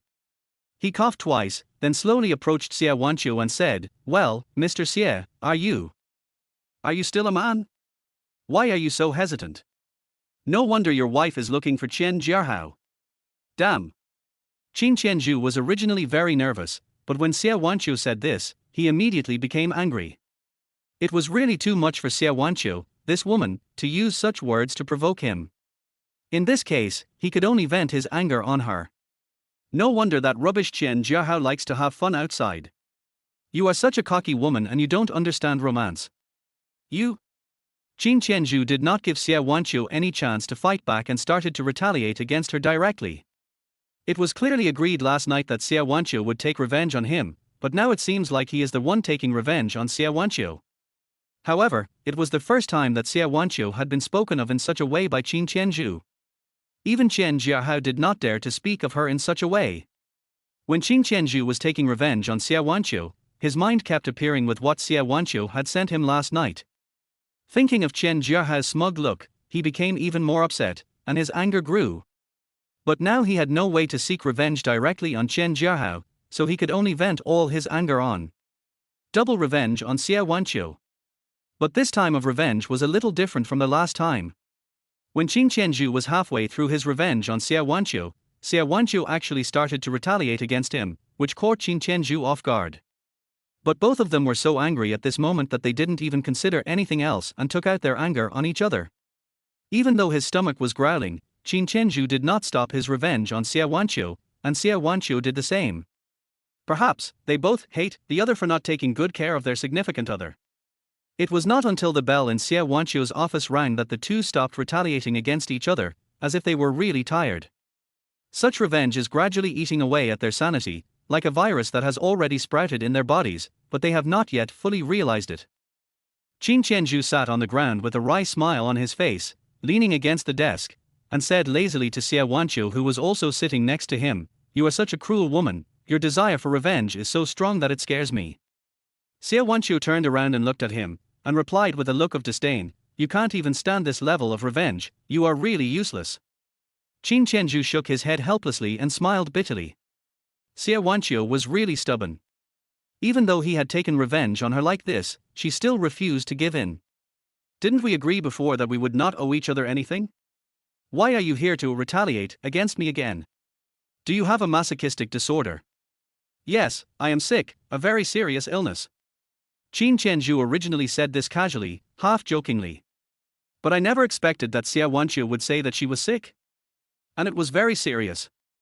After hearing this, Qin Tianzhu immediately stood up, his face turned pale with fright, and his whole body was shaking. After swallowing hard, he continued to ask her tremblingly, Are you really sick?" Xie Wanqiu looked at him calmly and nodded firmly. "Fuck. You are such a crazy woman. You are sick and yet you come to hurt me. Do you have any humanity left? It's so unlucky." Qin Tianzhu started cursing at Xie Wanqiu, but luckily Xie Wanqiu's office had good sound insulation, and she usually had a cold and arrogant personality in the company. Without her permission, no one dared to knock on her office door and come in. Otherwise, if Qin Tianzhu had cursed so loudly, the outside world would have been in an uproar. "It's just a congenital gynecological disease. Why are you so excited? Don't worry, I won't drag you down with me even if I die, because you don't deserve it at all." Chapter 19: A Special Contract. After listening to Xie Wanqiu's words, Qin Tianzhu finally felt relieved. Originally he thought that Xie Wanqiu was suffering from some kind of entertainment disease. If that is the case, Chen Jiahao may also have this disease, and Wang Huan will most likely be infected, so he naturally cannot escape it. After all, Wang Huan has been working in the after-school care center run by Chen Jiahao for 2 years. He wasn't sure when their relationship started. Xie Wanqiu was obviously angry. Maybe she felt insulted by what Qin Tianzhu had just said. After Qin Tianzhu quickly tidied himself up, he apologized to Xie Wanqiu, "I'm sorry, I was a little too radical just now." Xie Wanqiu walked to the swivel chair and sat down. She looked at Qin Tianzhu coldly and said, "I am indeed sick. This is a fact. You don't need to apologize." Since Xie Wanqiu said this, Qin Tianzhu naturally didn't want to say anything more. "Then I won't disturb Mr. Xie's rest. Goodbye." Qin Tianzhu turned around and took 2 steps, but was stopped by Xie Wanqiu. "I want to make a deal with you." After hearing what Xie Wanqiu said, Qin Tianzhu frowned slightly, turned around and continued to look at her with curiosity, and asked with a smile, "What deal?" Xie Wanqiu opened the drawer, took out a contract and put it on the desk, then looked at Qin Tianzhu and said, "Take a look first, and then we'll talk." Qin Tianzhu walked quickly to the desk and picked up the contract curiously to read it. After quickly reading it, Qin Tianzhu roughly understood the contents of the contract. After he put the contract down, he smiled at Xie Wanqiu and said, "Boss Xie, I guess you should have checked my background, right? In this case, you should know that I have no experience in medicine, so how can I help you cure your illness? You don't think there is any ancestral medical secret in my family, do you?" This kind of plot can only appear in cool novels, and movies and TV series don't dare to shoot it like this. I just want to ask you one question. Can you agree to my conditions for dismissal? Xie Wanqiu's eyes were firm, which puzzled Qin Tianzhu. He didn't know any medicine, and his family had been farmers for generations, so there was no secret recipe passed down from generation to generation. Qin Tianzhu smiled helplessly. Your offer is very tempting. You're offering me a house and a car, and you're also offering me performance and a senior management position. To be honest, I'm quite tempted. But the key is that I don't have the diamond drill, so I can't take on your porcelain job. You don't need to know any medical skills to cure my illness. When Xie Wanqiu said this, her eyes were a little dazed, and she seemed to be afraid to look directly into Qin Tianzhu's eyes. Moreover, after saying this, a hint of blush appeared on her face. Qin Tianzhu frowned as he looked at Xie Wanqiu, and continued to ask curiously, then I can't understand it even more. You said that this disease is congenital, which means that it is not easy to cure. With your current social status and wealth, it shouldn't be difficult to find a reputable doctor in Jiangcheng to see you. They don't have a cure for this disease, so how can I, a layman, cure it? Seeing that Qin Tianzhu still hadn't figured it out, Xie Wanqiu became so anxious that her face turned even redder. You are really a pig. No wonder Wang Wan hangs out with Chen Jiahao all day long, she is so stupid. Xie Wanqiu replied with a look of disgust. No, can you please stop using this matter to disgust me? You are asking me for help now. Isn't this attitude inappropriate? Qin Tianzhu gradually became unhappy. Xie Wanqiu coughed twice and quickly asked Qin Tianzhu, are you going to agree or not? I can agree, but how can I help you with the treatment? Just like these 2 times, just take revenge on me. Chapter 20 Savage Therapy. After hearing this, Qin Tianzhu suddenly realized that Xie Wanqiu's congenital gynecological disease needed to be treated in such an extremely brutal way. No wonder even famous doctors couldn't cure it. Thinking about it this way, Chen Jiahao seems to be powerless, so he often hangs out outside.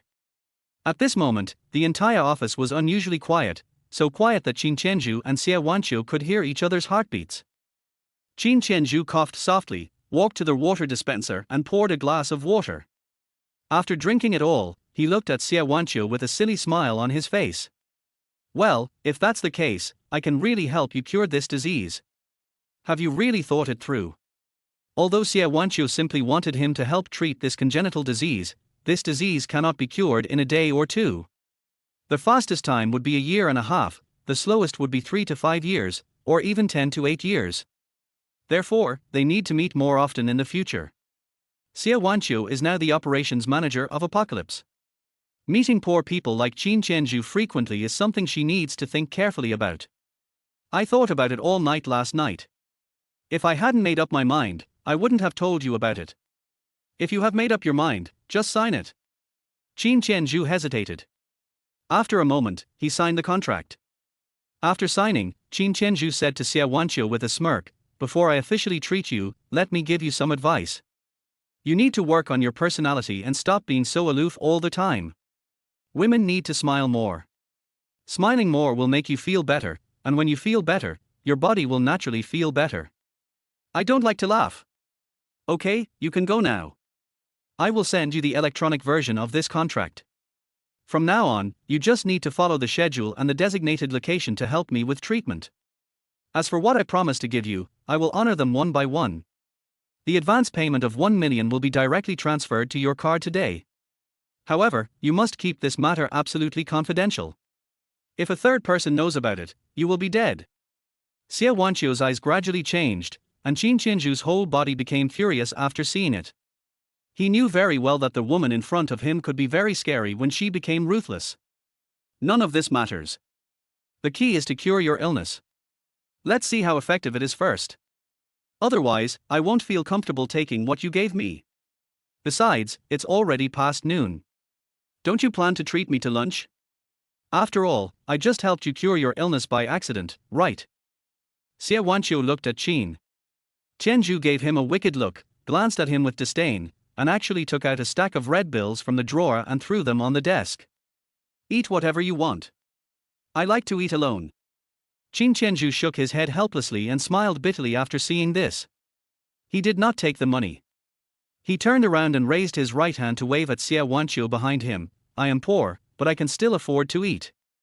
Please don't trample on the dignity of a man at will. After watching Qin Tianzhu leave, Xia Wanqiu actually smiled, and this moment was extremely charming. This bastard actually got tricked by him. How hateful. After Qin Tianzhu's cruel revenge on her yesterday morning, Xia Wanqiu felt refreshed the whole day, completely different from before. This is even more so now, which makes her more determined that Qin Tianzhu can help her cure her congenital cold uterus disease. Although her current purpose is limited to asking Qin Tianzhu to help treat the disease. But through these two contacts with Qin Tianzhu, she found that this bastard Qin Tianzhu was quite different from others. From time to time, the image of Qin Tianzhu's smirk would appear in my mind. How could I possibly care about this bastard? Absolutely not. I'm just using him as a tool to treat my illness. Chapter 21. Qin Tianzhu wants to see Lin Yuqi's special skills. Although Xia Wanqiu has been resisting, Qin Tianzhu has begun to sprout in her subconscious. From childhood to adulthood, she has always been a princess in the eyes of her parents and relatives. With a well-off family and herself being very outstanding, she naturally only pays attention to men who are like Prince Charming. She would never look at a bastard like Qin Tianzhu with her eyes open, let alone have any contact with him. But since these two contacts with Qin Tianzhu, she seemed to have a new understanding of men. After Qin Tianzhu left Tianqi, he quickly rode his electric scooter to a noodle shop and had a bowl of noodles. He was really hungry. After eating the noodles, I rode my electric scooter back to Dingxing Technology. But as soon as he walked into the marketing department's office, Zhao Jun rushed towards him and punched him, causing the corner of his mouth to bleed. Qin Tianzhu, you are so fucking disgusting. I worked so hard for 3 months, but you, a shit eater, took advantage of me. I'm going to fight you today. After Zhao Jun finished cursing, he rushed towards Qin Tianzhu again, but was kicked to the ground by Qin Tianzhu.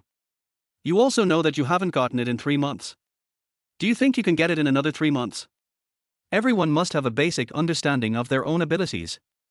Don't always take the so-called efforts, and results should be measured and compared. In the sales industry, there are many people who work harder than you, but there are also many people who do not earn as much as you. Everyone in our marketing department represents not only us, but also the entire marketing department. You have been standing in the toilet without taking a shit, and you still think you are right, right? After Qin Tianzhu finished speaking, Zhao Jun was about to rush over angrily, but was stopped by Lin Yuqi, who came out of the office. Zhao Jun, what are you doing here? Come in. And you guys, you don't want to do this anymore, right? Go and do your own thing. After hearing this, everyone returned to their own positions and got busy. Afterwards, Lin Yuqi called Qin Tianzhu and Zhao Jun into the office. Can you two pay attention to the company's image? What does it look like to fight in the company? How will other departments view us? Lin Yuqi scolded them.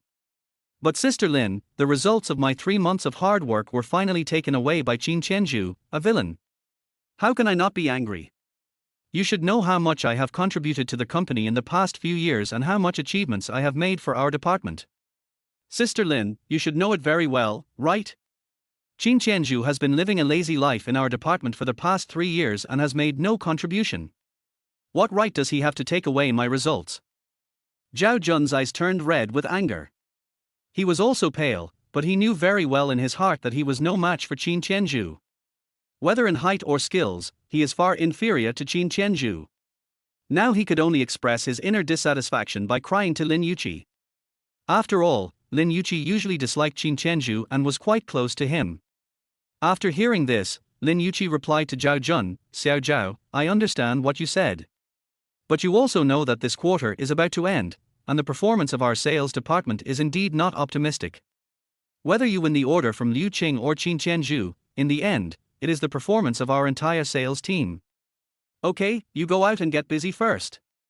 I will apply to President Liu to give you more labor allowance later. Although Zhao Jun was very unhappy, he turned around angrily and walked out of Lin Yuqi's office. Qin Tianzhu smiled smugly, put Liu Qing's contract on the desk, and said to Lin Yuqi, how is it, my ability is okay. Lin Yuqi frowned slightly, looked at Qin Tianzhu curiously and asked, how did you do it? Qin Tianzhu walked closer to Lin Yuqi and whispered in her ear, trade secret. Unless, let me see your special skills. Chapter 22 The Reluctant Lin Yuqi. Lin Yuqi suddenly pushed Qin Tianzhu away and looked at him with disgust. Don't get so close to me, I hate your bad breath. Qin Tianzhu smiled cheerfully and asked Lin Yuqi weakly, did you have sex with Lao Lu on this desk again last night? After saying this with a smirk on his face, Qin Tianzhu actually bent down and sniffed the office a few times. I don't want to bother with you. Lin Yuqi glared at Qin Tianzhu angrily, but she was powerless to do anything. Okay, take the contract and follow me to Lao Lu's office. Qin Tianzhu continued to say to Lin Yuqi. Don't use that commanding tone to me, I'm the supervisor. Lin Yuqi stared at him coldly.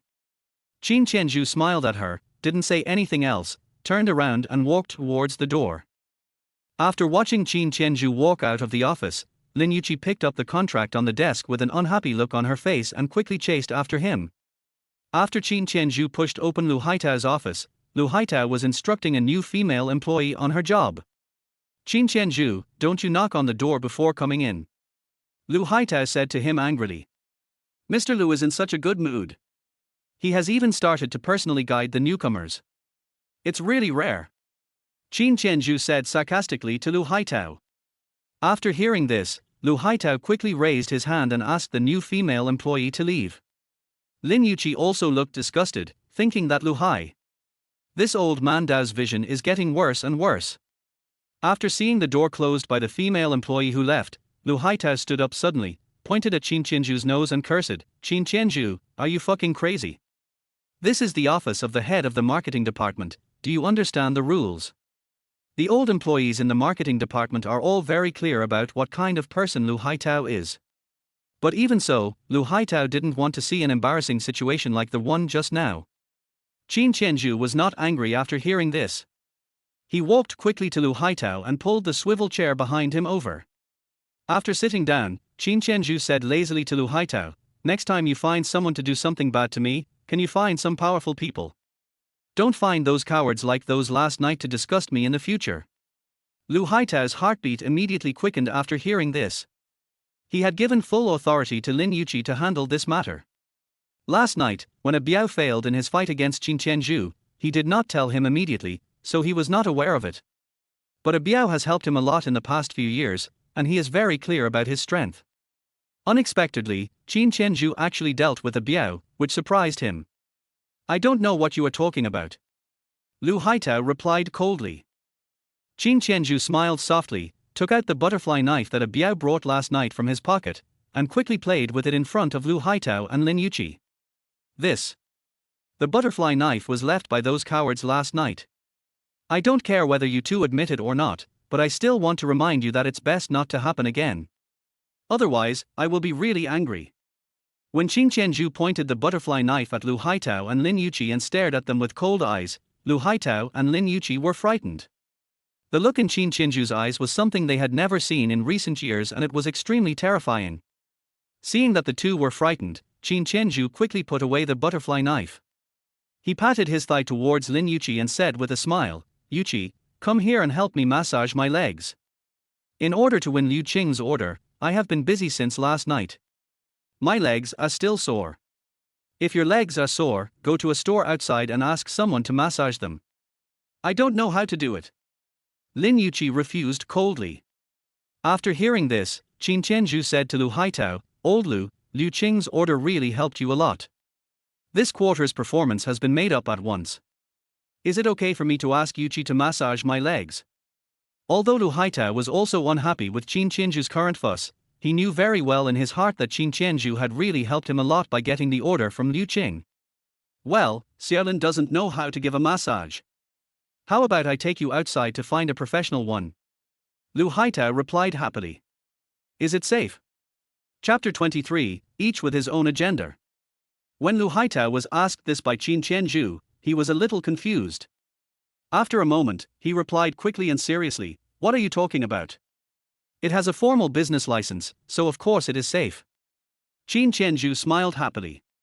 He knew very well that old man Lu Haitao must have been thinking of something else, as his expression was obviously unnatural. Lin Yuqi on the side looked at them with disgust, thinking that these two bastards were really disgusting. But this distant water cannot quench the immediate thirst. My legs are aching so much now, and my hands are starting to tremble too. Seeing that Qin Tianzhu was shaking the phone in his hand again, Lu Haitao and Lin Yuqi were speechless. They cursed Qin Tianzhu's ancestors countless times in their hearts. After seeing this, Lu Haitao said to Lin Yuqi weakly, "Xiao Lin, please help Tianzhu with a massage. After all, he has worked hard for our entire marketing department. As a sales manager, you should also be more considerate of your subordinates." Lin Yuqi stomped her feet with a coquettish look on her face, but still bent down to help Qin Tianzhu press it. Use more force and press more evenly. While giving instructions, Qin Tianzhu asked Lu Haitao to make him a cup of tea and hummed a little tune. "This little life is so comfortable. I never dared to think like this before. Now, all of this has become true." Through the changes in the past few days, Qin Tianzhu also figured out one thing: when a person needs to be ruthless, he must be ruthless, otherwise he will only be bullied even more severely. A few minutes later, Lin Yuqi looked at Qin Tianzhu with disgust and said, "Are you done? Your hands are so sore from pressing so hard." Seeing how pitiful she looked, Qin Tianzhu didn't continue to embarrass her. "After you pressed it like this, it really doesn't hurt anymore. Thank you for your hard work." Lin Yuqi stood up with a sullen face, and Qin Tianzhu also stood up. Then, he continued to smile at the two of them and said, "Let's stop here for now. You guys go ahead and get some fresh air." After saying that, he turned and walked out of Lu Haitao's office. After seeing Qin Tianzhu leave, Lin Yuqi started to act coquettishly towards Lu Haitao again. "Brother Dao, look at how complacent he is. Do we really have no way to deal with him? You are the only one in his heart." Lu Haitao patted Lin Yuqi's hand, smiled and coaxed her, "Be good, I will definitely find a way to deal with that bastard Qin Tianzhu, just be patient. If you don't know, you would think he is our leader. It makes me so angry." Lin Yuqi was so angry at Qin Tianzhu that she went crazy, but she had no idea what to do to Qin Tianzhu. No. Originally, he thought that a Biao would beat him up and make him behave himself, but he didn't expect that a Biao would be beaten up by him.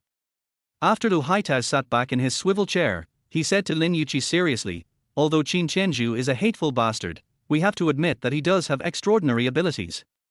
Zhao Jun has also won the sales champion in the past 2 years and his performance is also very good, but Liu Qing's order has not been won for 3 months, but Qin Tianzhu got it done in half a day.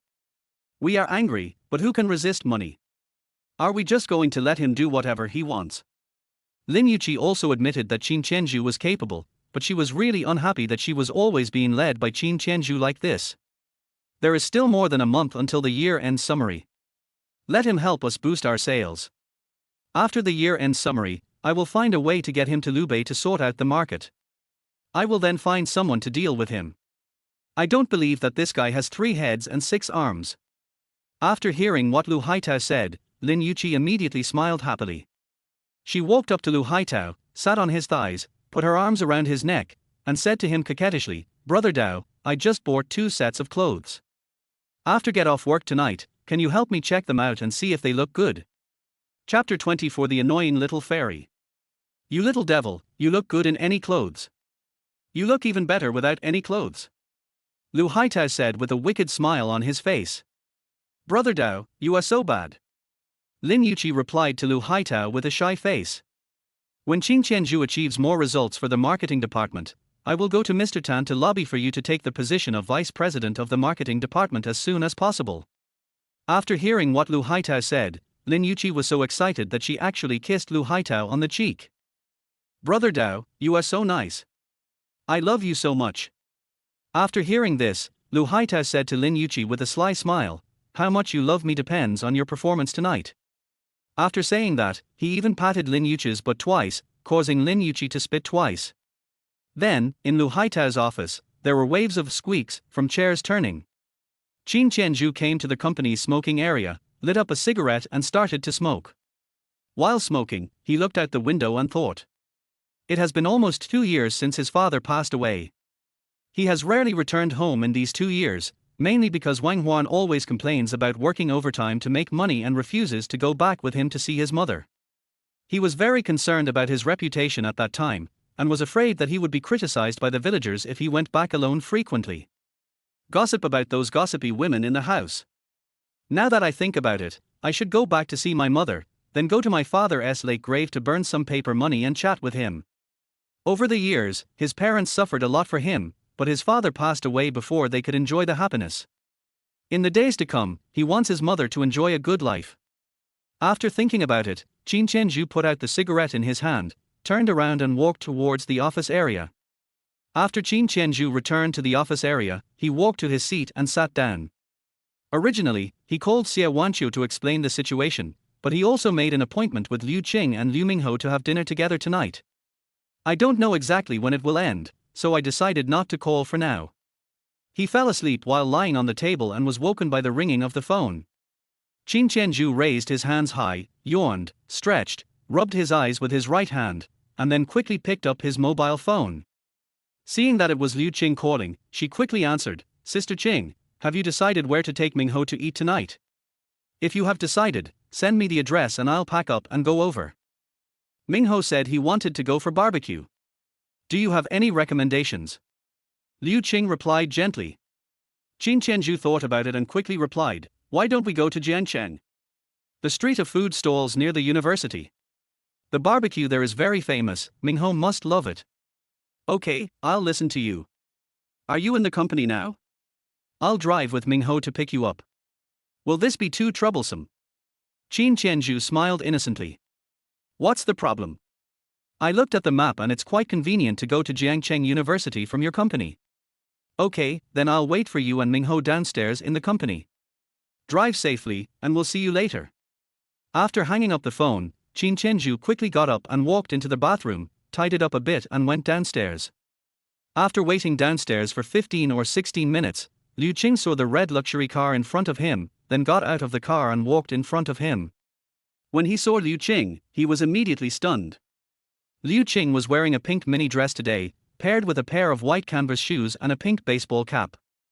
A purple swan crystal necklace and a pair of white square earrings will make you look more elegant. Today, she looks particularly pure and absolutely stunning. At this moment, Liu Qing made Qin Tianzhu a little uneasy, and he even had some wild thoughts. After all, it must be extremely happy to be able to be sweet with such a beauty. Chapter 25. A night alone is too lonely. Don't I look good in what I wear today? Seeing that Qin Tianzhu was staring at her without saying anything, Liu Qing asked him curiously. Qin Tianzhu came back to his senses and quickly smiled at her and said, "Looks good, beautiful." Being praised by Qin Tianzhu, Liu Qing actually blushed a little. "You are familiar with that place, you can drive it." Qin Tianzhu nodded slightly. "Okay, let's go." After the two got in the car and sat down, Liu Mingho took the initiative to greet Qin Tianzhu. "Good evening, uncle." "Good evening, Mingho." Qin Tianzhu twisted his body and replied to Liu Mingho in the back row with a smile. After saying that, he drove towards Jiangcheng University. Liu Qing glanced at Qin Tianzhu's side profile and said with a smile, "You look younger and more handsome after shaving your beard." "Thank you for the compliment, Sister Qing. What you're wearing tonight makes you look very young. You look younger than me." "Really? Why do you sound like a compliment to me?" Qin Tianzhu quickly replied, No, this is absolutely the truth in my heart." "Just kidding, don't be nervous." Liu Qing has been sad for a long time since her husband passed away. Even though she was very strong inside, she cheered up early. Moreover, she also took over the cultural company founded by her husband. But every day, besides the company's needs, she takes care of it and also has to care for Liu Mingho every day. As a result, she was exhausted both physically and mentally when she returned home every day. She would even cry secretly alone in the dead of night. One is the longing for my deceased husband, and the other is the feeling of being particularly lonely and isolated. For a woman of her age, she naturally needs the support and care of a man. Ever since coming into contact with Qin Tianzhu, Liu Qing has felt an invisible sense of security from Qin Tianzhu. This sense of security is the same as what her husband gave her when he was alive. In terms of height and weight, Qin Tianzhu seemed to give her a stronger sense of security. Qin Tianzhu smiled innocently after hearing this. While concentrating on driving, he asked Liu Mingho behind him with concern, "Did Mingho study hard in school today?" "Of course. I got full marks in the math test today." Liu Mingho replied confidently. Getting full marks in mathematics is very impressive. In fact, for students of different ages, getting full marks requires talent, provided that their age and grade correspond to each other. Because mathematics cannot be learned by rote memorization alone, talent is very important for mathematics. That's amazing. Mingho did so well in the exam. What gift do you want? You can tell Uncle. After all, you also gave Uncle a Monkey King. Before Qin Tianzhu went to find Liu Qing, he had already learned about Liu Qing's family situation. He also knew very well that Liu Mingho had not been very happy in these years. Especially when Liu Qing told him that Liu Mingho would smoke the Monkey King every time he went to Kashiki. In fact, in Liu Mingho's heart, ever since he could remember, he has always longed to have a father as powerful as the Monkey King to protect him. Really? Then I want a limited edition set of Transformers. Liu Mingho replied excitedly. After Qin Tianzhu heard about the limited edition Transformers, he suddenly felt a little unsure. After all, this thing is very expensive now. Although Xie Wanqiu gave him a 1 million advance payment, he has not yet officially helped Xie Wanqiu with her treatment, so he does not want to use the money. Mingho, your request is a bit too much.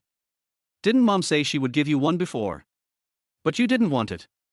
Why do you want your uncle to give you one now? It's very rude to ask your uncle to give you such an expensive gift, don't you know? Liu Qing knew very well that Qin Tianzhu was still riding an electric scooter and had a bad relationship with his wife, most likely because he was poor. But, I really want my uncle to give me a set. Because, he is like the father in my memory. Chapter 26 Husband and Wife. After hearing what Liu Mingho said, Qin Tianzhu and Liu Qing were shocked, and they were even a little embarrassed. But Qin Tianzhu could tell that Liu Mingho was speaking from her heart. Mingho, how can you talk like that? You're becoming more and more rude. In order to ease the awkward atmosphere, Liu Qing turned her head and began to blame Liu Mingho. Sister Qing, don't talk about Mingho. It's rare that Mingho wants me to send him off. Others don't have the chance to do so. Right, Mingho. That's right. Liu Mingho pouted and looked at Liu Qing angrily. Although Liu Qing appeared very angry and felt that Liu Mingho was very rude, she felt warm inside and she herself felt very conflicted.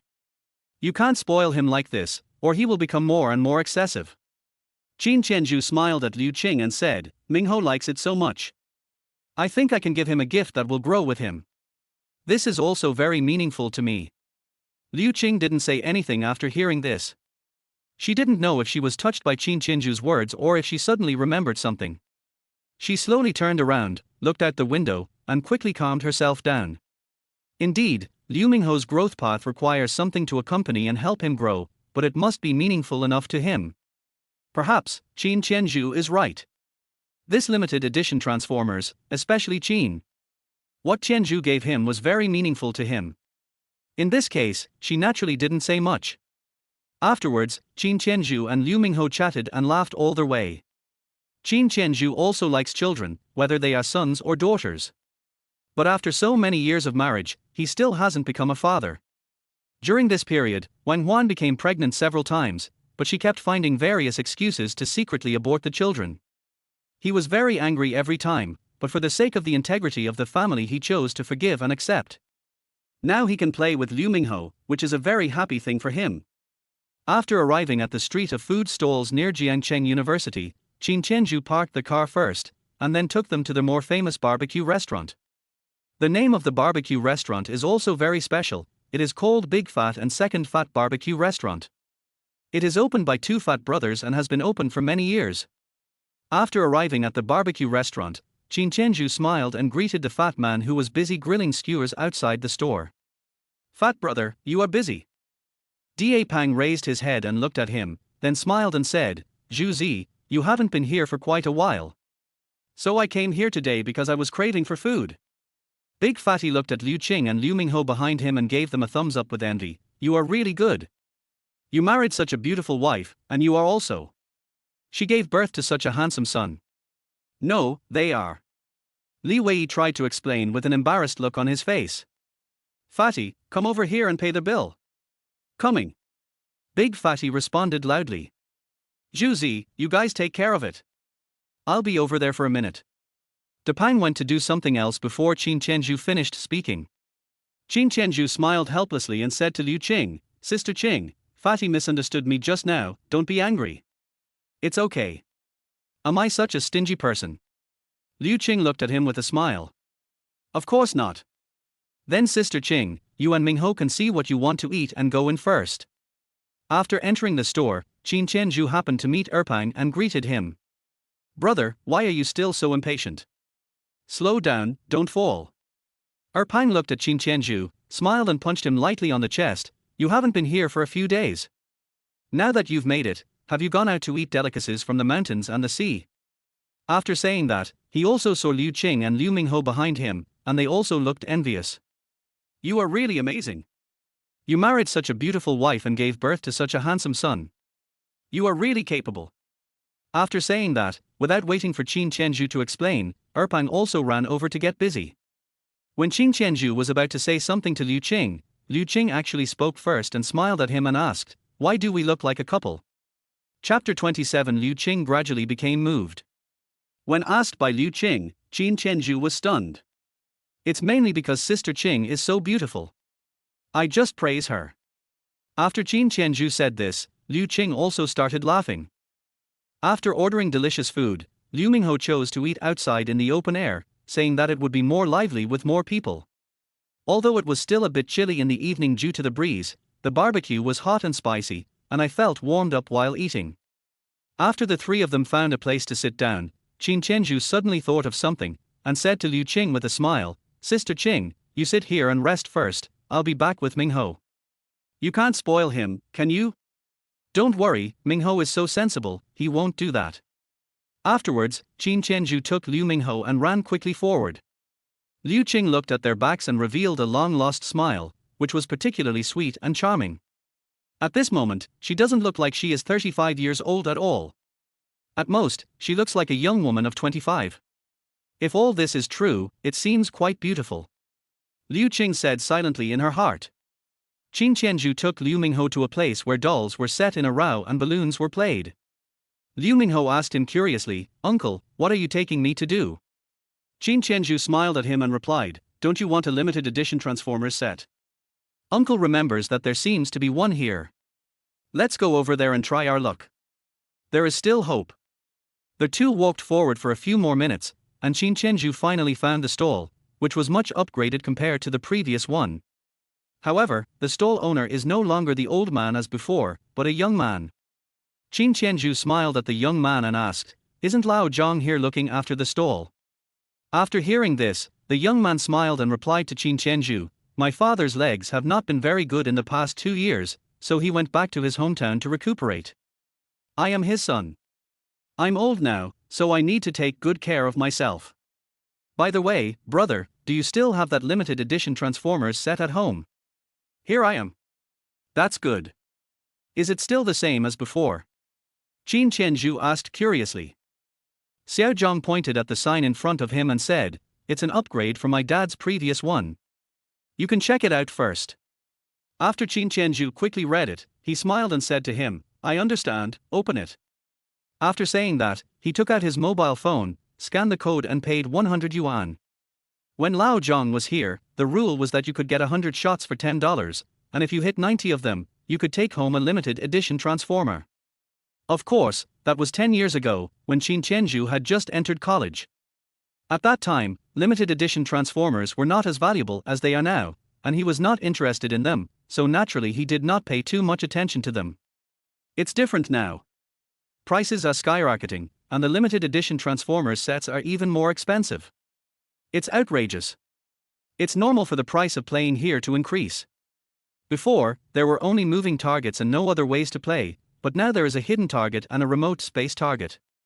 The so-called long-range space target is one that is relatively far away and can only be shot at through a very small hole in the balloon. This way, the difficulty is greatly increased. Qin Tianzhu smiled at Liu Mingho and said, "Mingho, do you believe me?" Liu Mingho nodded firmly at him, "Yes, of course. In my heart, uncle is the most powerful." After Qin Tianzhu gently touched his head, he picked up the gun and started shooting at the 30 immovable target balloons in front of him. With each hit, more and more people came to watch, including many female college students from Jiangcheng University and surrounding universities. Soon, Qin Tianzhu had hit all 30 fixed target balloons. His attack was so fast and accurate that Xiao Zhang began to sweat. After all, this limited edition Transformers set now costs for more than $100. If he were to trap me like this, it would naturally be a huge loss. Then he blocked the speed of the moving target. But what surprised him was that Qin Tianzhu seemed to be unable to hit the target so quickly and accurately. The people watching around started talking about it, and even a few pretty girls started to laugh. Damn! This uncle is so awesome. YYDS. Chapter 28. Liu Qing was harassed. Many people also screamed, but this did not affect Qin Tianzhu's normal performance. Even though Xiao Zhang increased the speed of the moving target, Qin Tianzhu still managed to hit all the balloons within a short period of time. And all of them hit the mark. Everyone cheered, and many people took pictures of his back and side profile, and some even took videos and uploaded them online. Qin Tianzhu didn't know that he got angry without realizing it. When Xiao Zhang saw this, his palms began to sweat and he kept swallowing his saliva. Next was the hidden target. Xiao Zhang still adjusted the delay time for the balloon to appear, so that he could interfere with Qin Tianzhu's judgment to the greatest extent and make his error rate higher. But no one expected that Qin Tianzhu was still fast and accurate, and he completed this level with all the answers correct. At this time, a young lady's voice came from behind. "Uncle, do you have a girlfriend? Are you married? Do I still have hope?" The boys and girls around were immediately excited after hearing this and started to make a noise. Qin Tianzhu's mouth twitched slightly, revealing a sly smile, but he ignored it and continued to focus on the long-range space positioning target in front of him. But the next second, the positioning target actually began to move. This is too fucking difficult. Is anyone still human if he can name it 100% correctly? Although the regulations are somewhat different. Qin Tianzhu was not angry, nor did he argue with Xiao Zhang. Even for Lao Zhang's sake, he could not do so. He knew very well that it was a bit excessive to spend $100 to take away a set worth tens of thousands or hundreds of thousands, or even some original limited edition Transformers worth hundreds of millions. Of course, this limited edition Transformers set is definitely not worth so much money, at most no more than 50,000 now. Xiao Zhang thought, it's impossible to hit the target every time this way, right? But the next second, his eyes opened wider and his mouth opened in surprise. There were only 5 balloons in the final level, but Qin Tianzhu hit them all in one go and was directly crowned a god. After all, he has been a soldier for 2 years. Wouldn't it be a disgrace to the army if he didn't have this level of ability? Everyone who saw this scene was extremely excited, and those who didn't know thought something had happened here. Qin Tianzhu smiled at Xiao Zhang and said, "Excuse me, brother." Xiao Zhang forced a smile reluctantly, walked slowly to the limited edition set of Transformers, picked up the whole box with trembling hands, and handed it to Qin Tianzhu. Qin Tianzhu quickly took it and said to him with a smile, "Thank you." Then he bent down and handed it to Liu Mingho. "Mingho, this is for you." Liu Mingho was excited. I took it with both hands, tears of excitement almost coming out. "Uncle, thank you. You are really amazing, even more amazing than the Monkey King. As long as you like it." After Qin Tianzhu finished speaking, he asked for Xiao Zhang's chat number, added him as a friend, and transferred another 30,000 yuan to him. Although he didn't understand these things, he knew very well that some inheritances were priceless. After seeing this, Xiao Zhang looked at Qin Tianzhu in surprise. When he was about to say something, he was stopped by Qin Tianzhu's eyes.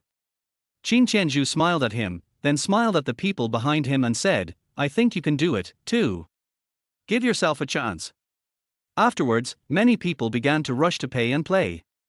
Qin Tianzhu smiled at Liu Mingho and said, "Mingho, let's go find Mom for a barbecue." "Yeah, okay." When leaving, Qin Tianzhu smiled and nodded at Xiao Zhang, and asked Xiao Zhang to take him to say hello to Xiao Zhang. "Brother, thank you." Xiao Zhang bowed deeply to Qin Tianzhu. Qin Tianzhu turned around with a smile, raised his right hand and waved it, then left with Liu Mingho. The two returned to the barbecue restaurant happily, but Qin Tianzhu saw Liu Qing being harassed by several men not far away. He walked over quickly with Liu Mingho and shouted at them coldly, "Get the hell out of here."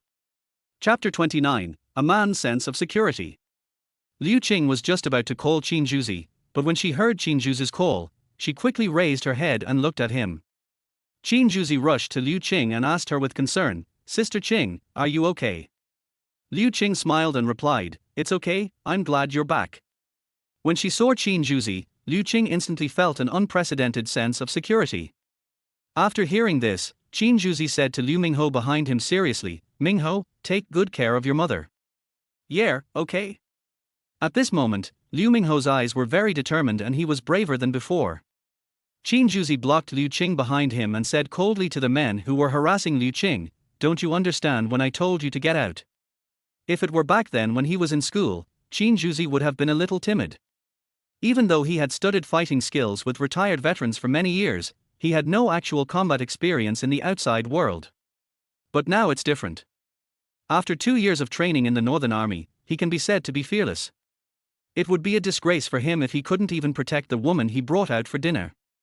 After hearing this, the bald man quickly touched his head twice with his right hand, and said to the brothers behind him with a look of disdain, "Did you hear that, brothers? He told us to get out. What do you guys say we should do? Get him?" After hearing this, the bald man's mouth. He moved slightly, pointed at Qin Tianzhu with a scoundrel look on his face. "Do you fucking know who I am? I came over to flirt with your woman because she's pretty, it's her fucking honor. If you don't want to lie here, kneel down and apologize to us brothers now. Maybe, for the sake of a pretty woman like you, we brothers will go easy on you." Qin Tianzhu replied coldly, "I don't care where you came from, if you don't leave, I will make you lie down. Brother, go, stop wasting time talking to him and just kill him." After the yellow-haired man behind the bald man finished speaking, he rushed directly towards Qin Tianzhu, clasped his right fist, and quickly hit Qin Tianzhu's face. Qin Tianzhu quickly took 2 steps back and then kicked the yellow-haired man directly in the abdomen. The man fell heavily to the ground and started screaming the next second. After seeing this, the bald man yelled at Qin Tianzhu, "Fuck! If you dare to hit my brother, I will kill you." Afterwards, the bald man and a few of his younger brothers rushed towards Qin Tianzhu together. Qin Tianzhu quickly pushed Liu Qing and Liu Mingho back and asked them to stay away to avoid being hurt by mistake. When everyone saw a fight happening, they all gathered around to watch. Big Fatty and Second Fatty came over after seeing this, but before they could speak to dissuade him, Qin Tianzhu had already. All of them were knocked to the ground. They were either holding their abdomens, arms, and thighs, screaming in pain. Qin Tianzhu was about to continue when he was stopped by the fat man who came up behind him and said, "Tianzhu, give me some face and stop hitting me." After hearing this, Qin Tianzhu did not continue. Big Fat and Second Fat came in front of Qin Tianzhu. Big Fat said to the bald man who was slowly getting up, "Second dog, this is my brother. It's just a misunderstanding. Forget it." But Ergu pointed at Qin Tianzhu and continued to curse, "He injured so many of us, and you want to let it go? You little bastard, just wait for me." After Ergu finished speaking, he limped away with the help of several of his younger brothers. After seeing this, Big Fatty quickly turned around and said to Qin Tianzhu seriously, "Tianzhu, hurry up and take them away." Ergu must have gone back to call for help. His boss is a big black bear, as tall and strong as you, and his methods are extremely cruel. You can't afford to offend them. But if I leave like this, what if they come back and can't find me and cause trouble for you and my second brother?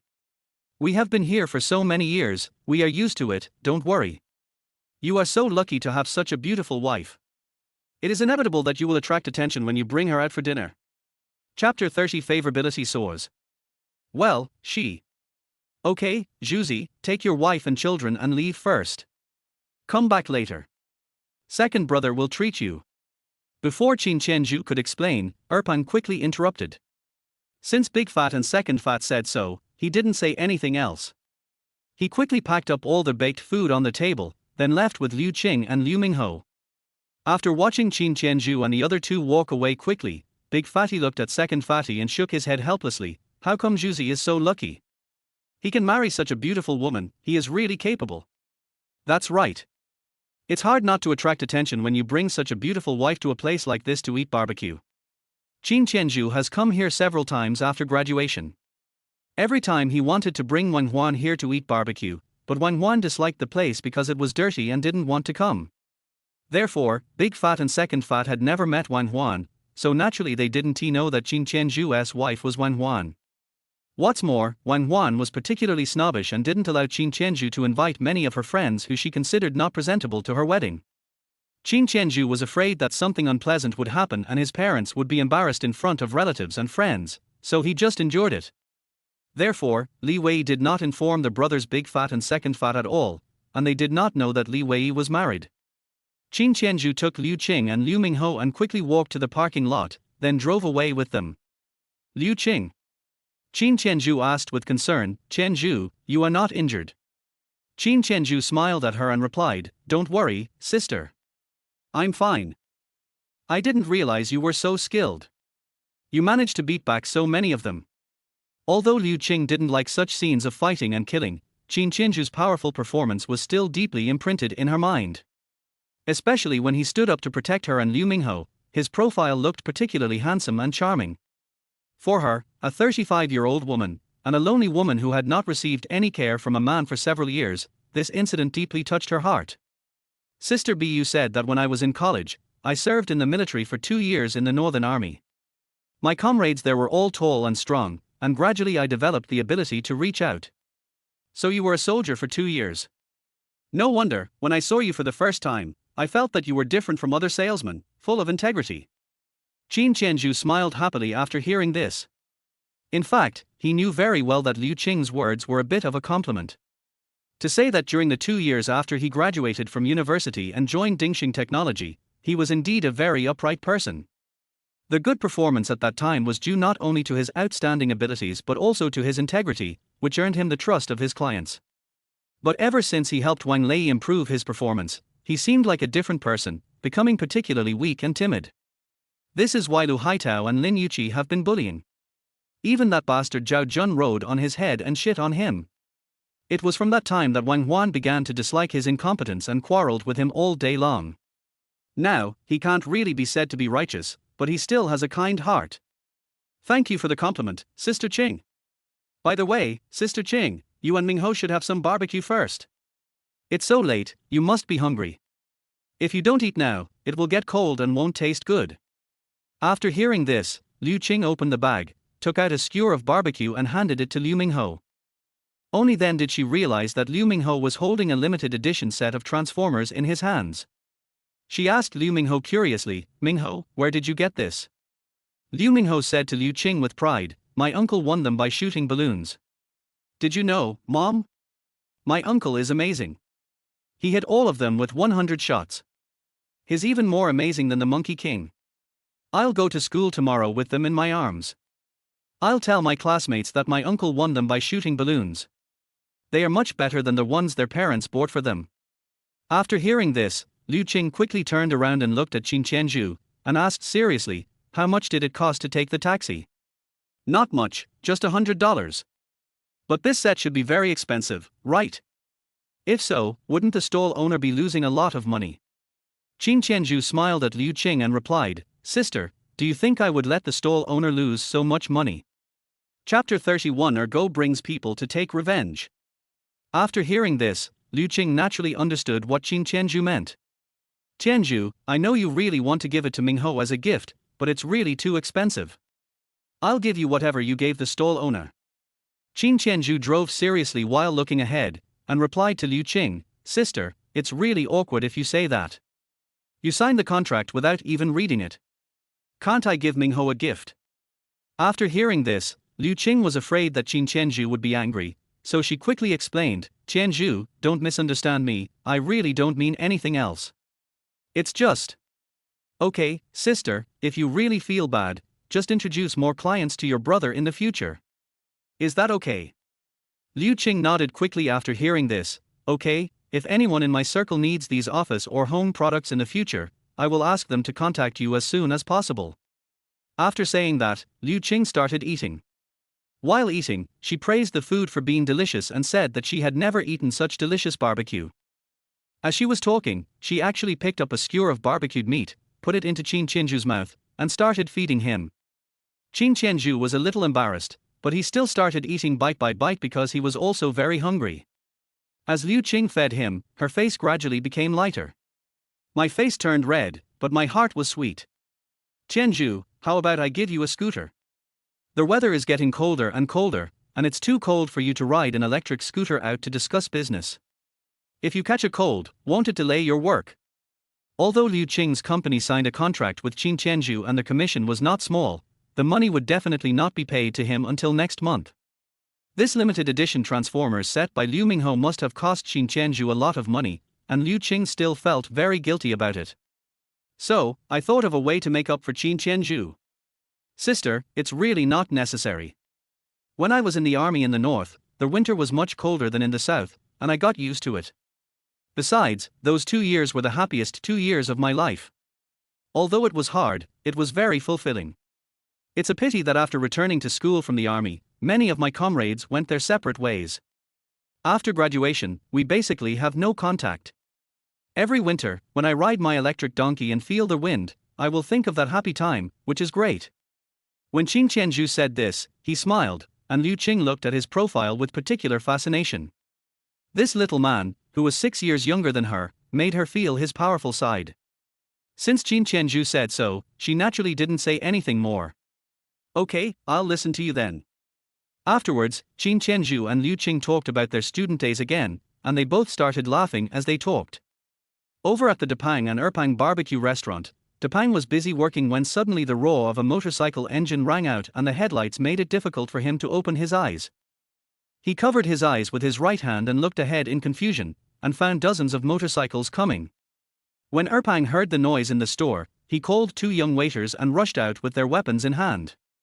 What's wrong, brother? Seeing this, Pang stopped him and said, put away all your stuff first. Ergo must have gone back to call for help. Let's go over and take a look at the situation first. After hearing this, Erpang asked his 2 men to put away their weapons in advance and quickly followed Depang. Gradually, the motorcycle headlights were turned off and the engine sound gradually disappeared. The leader was not Ergu, but a tall, strong and dark man, who was the big black bear that Depang had mentioned before. Big Black Bear is similar to Qin Tianzhu. He worked as a mercenary abroad for several years when he was young, so he is also very skilled. Big Fatty, I heard that it was your little brother who beat up Ergu and the others. You still don't take me seriously, right? Do you want to hand them over yourself, or do I do it myself? Chapter 32 The Big Black Bear comes to ask for people. After hearing this, Big Fat smiled and handed a cigarette of Qianlong Jizuan to Big Black Bear. This cigarette costs 300 yuan a pack, so it must be of good quality. Brother Xiong, this is all a misunderstanding. Come on, take your brothers and sit down first. All the food and drinks tonight are on my behalf. Big Black Bear directly opened Big Fatty's hand, looked at him coldly and continued, Ergo and the others have been beaten into such a mess. If I don't take care of them, how can they survive in Jiangbei in the future? Brother Xiong, it was indeed one of my brothers who beat up Ergu and the others. But you can't blame my brother entirely. Don't you know what Ergu's habits are? When they saw that my brother's wife was pretty, they came over to talk to her and even pulled her around. Do you think you're still a man if you don't take action in this situation? Besides, Erpang and I saw that it was Ergu and the others who started it. Yes, Brother Xiong, we all saw it. It was Ergu and his gang who started beating my brother first. After listening to what Big Fat and Second Fat said, Big Black Bear asked Second Dog coldly, Second Dog, that's not what UF King told me, right? Ergu walked timidly to the Big Black Bear and whispered to him, Brother Xiong, no matter what, we are all in trouble. If you don't come out and solve it, this will also damage your reputation, right? Big Black Bear must be right. He has some influence in the Jiangbei area and is given some face by people in the underworld. If word got out about what happened tonight, saying that so many of his brothers were beaten up by an unknown person and he just sat there and did nothing, it would indeed damage his reputation.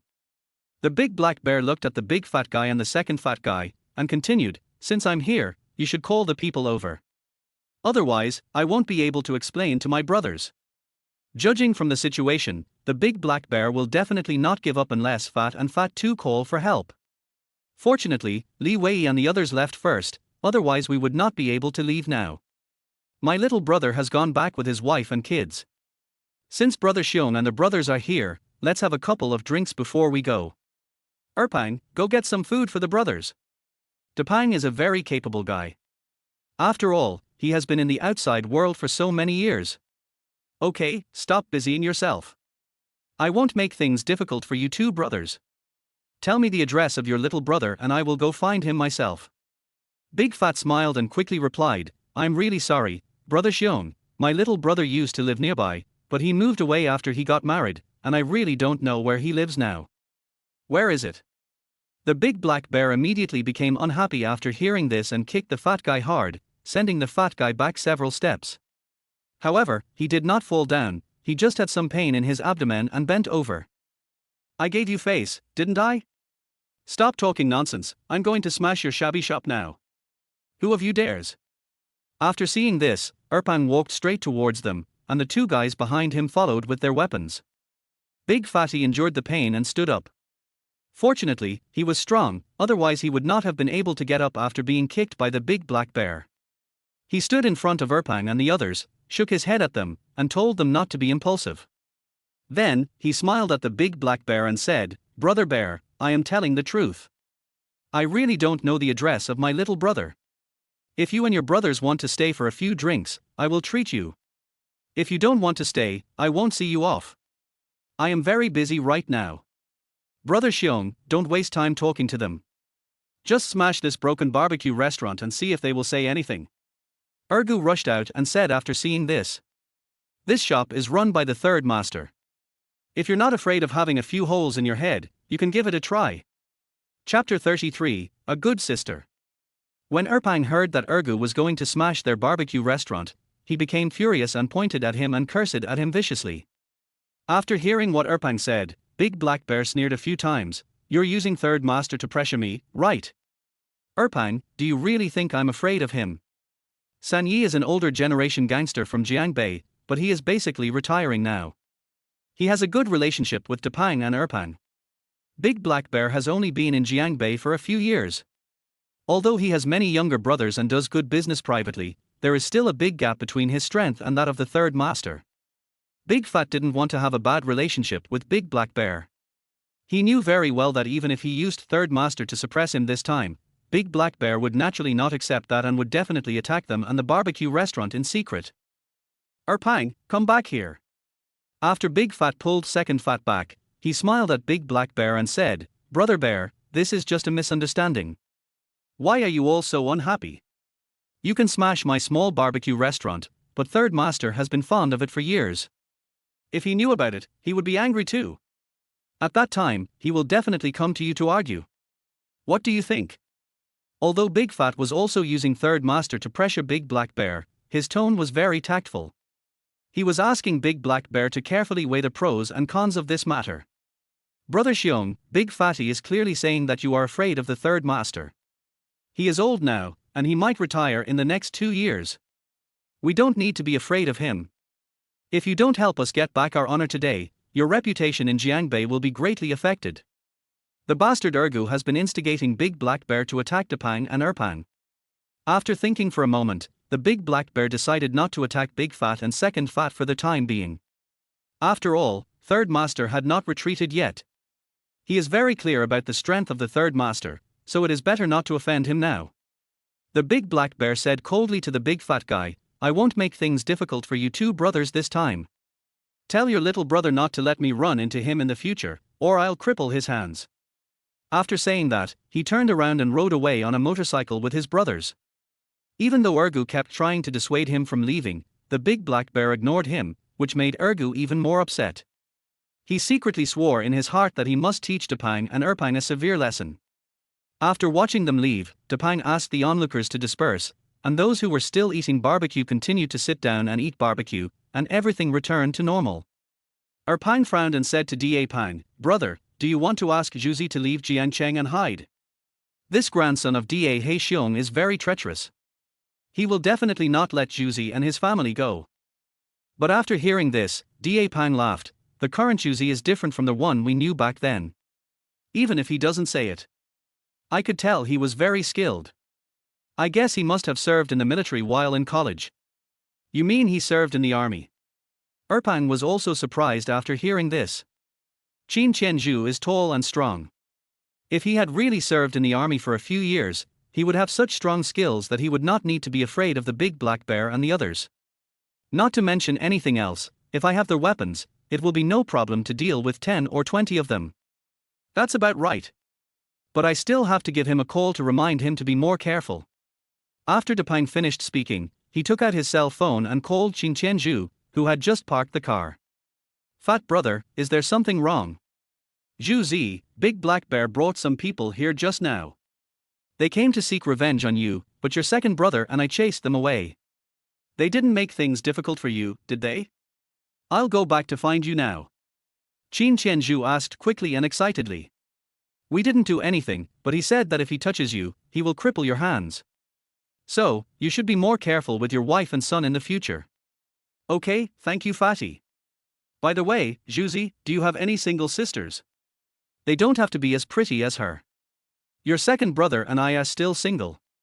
You are very knowledgeable in this area, so you should teach us brothers more experience. We brothers haven't been invited to get married yet, and we haven't been introduced to anyone. This is going to be difficult. Chapter 34, Teaching the Dog Man a Lesson.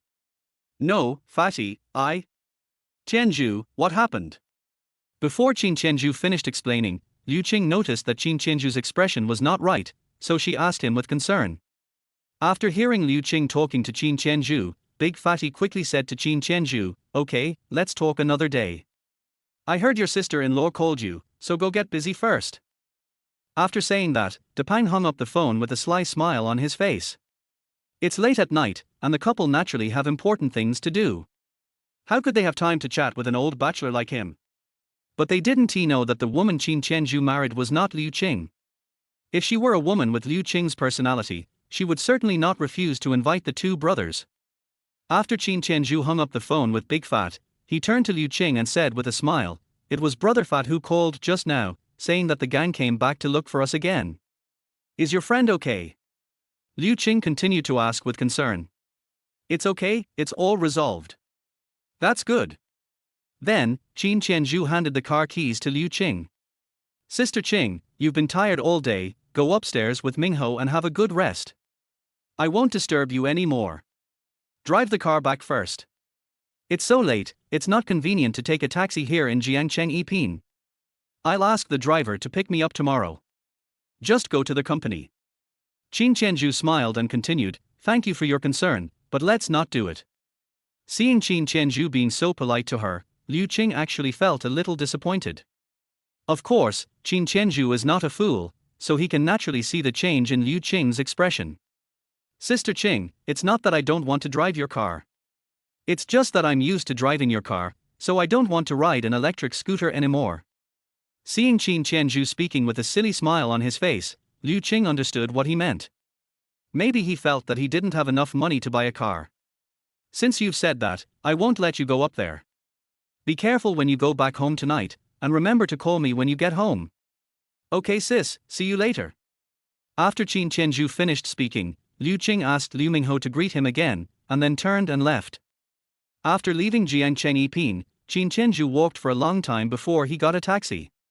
He returned to the company and rode an electric scooter back home first. He looked at the time. It was only 8 o'clock in the evening.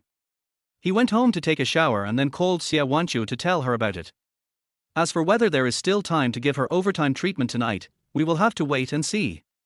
When Qin Tianzhu rode his electric scooter back downstairs, he saw Wang Huan coming out of the corridor carrying a suitcase. Not far from her, there was a black private car, and the man who came was Chen Jiahao. Seeing this, Qin Tianzhu parked the electric scooter and rushed towards Wang Huan. You haven't divorced me yet, but you're living with a strange man so openly, right? After hearing this, Wang Huan turned around and looked at Qin Tianzhu. She looked at him with disdain and said, I have put the divorce agreement on the bedside table in the bedroom.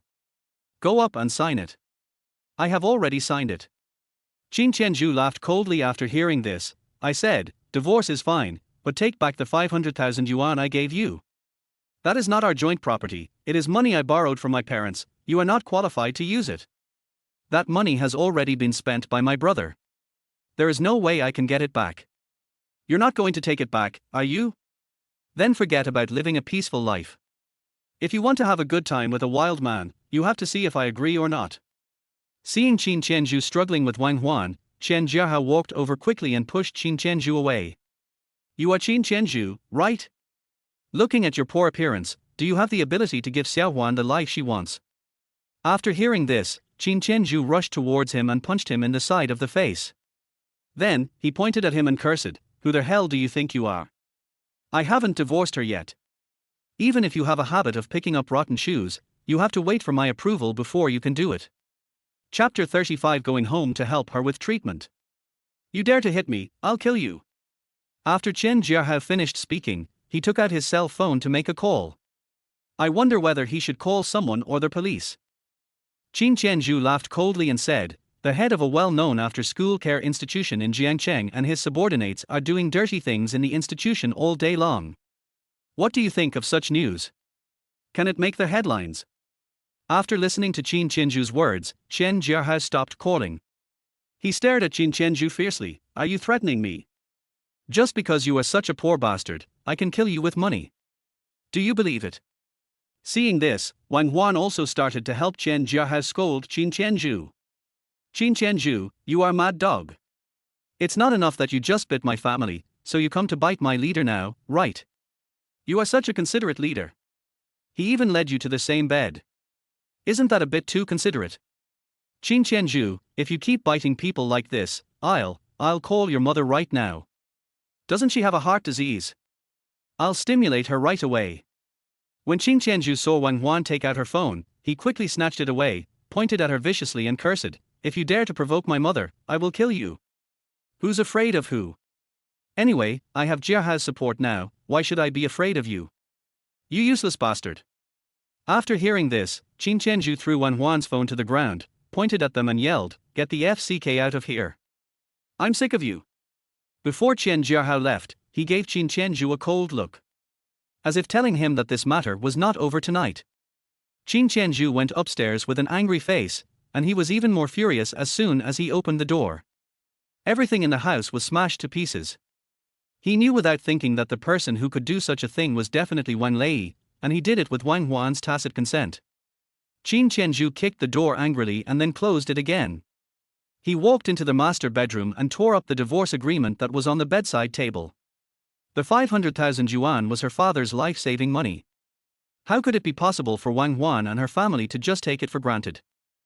As for Qin Jiahao, he wants to play with him to the end.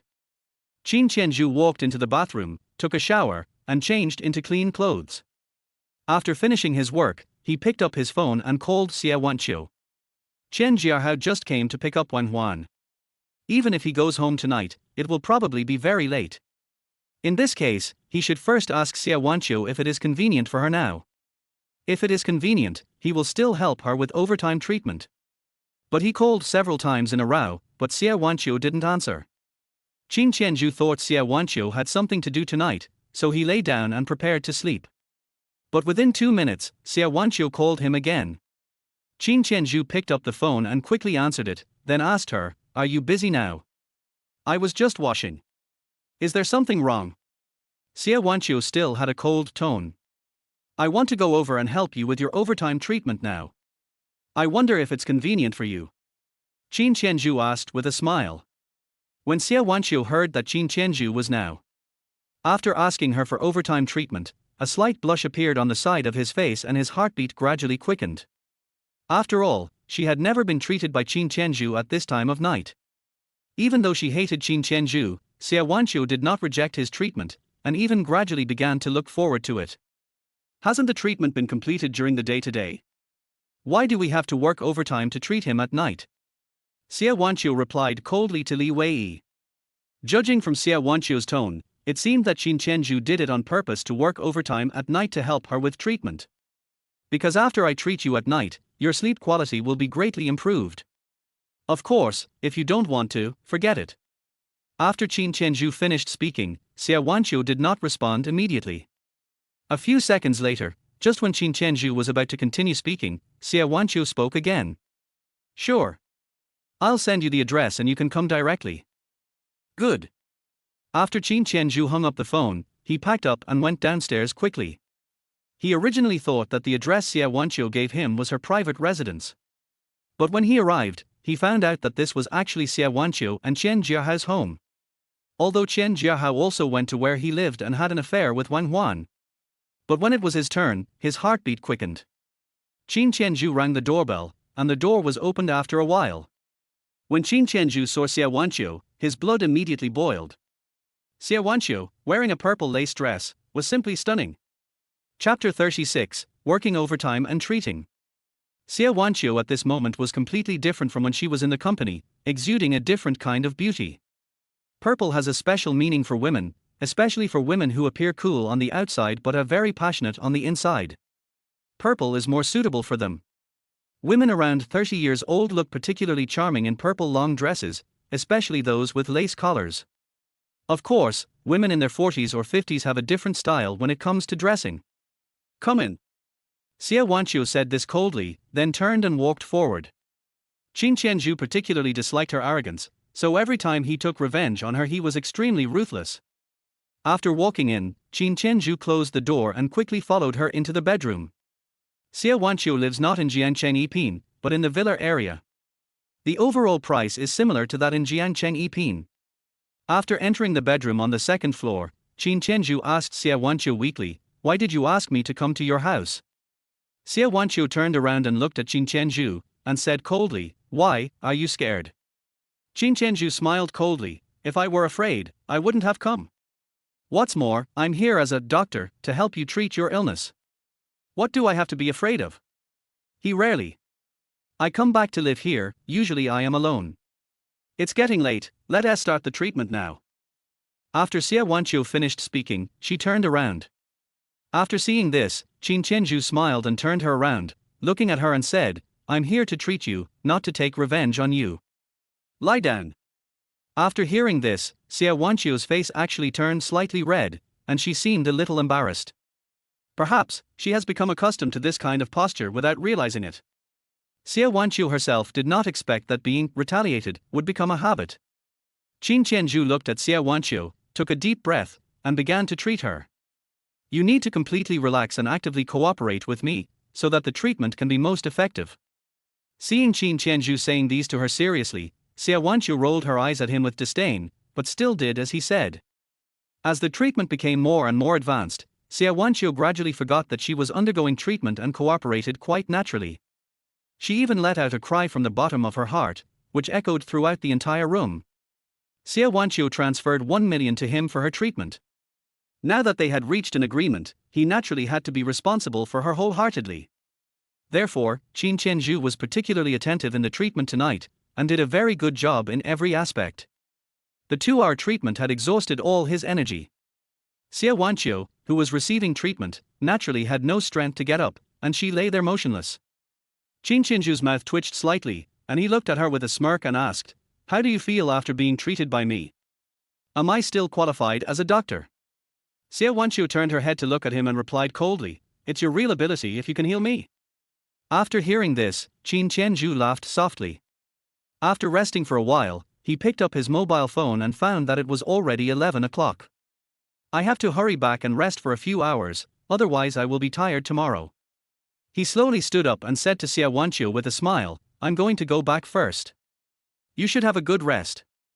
While you're resting, you can also think back on today's treatment process. It will be of great help to your illness." When Xie Wanqiu turned around and looked at Qin Tianzhu, she found that there was a long scar on Qin Tianzhu's back. "What's the scar on your back?"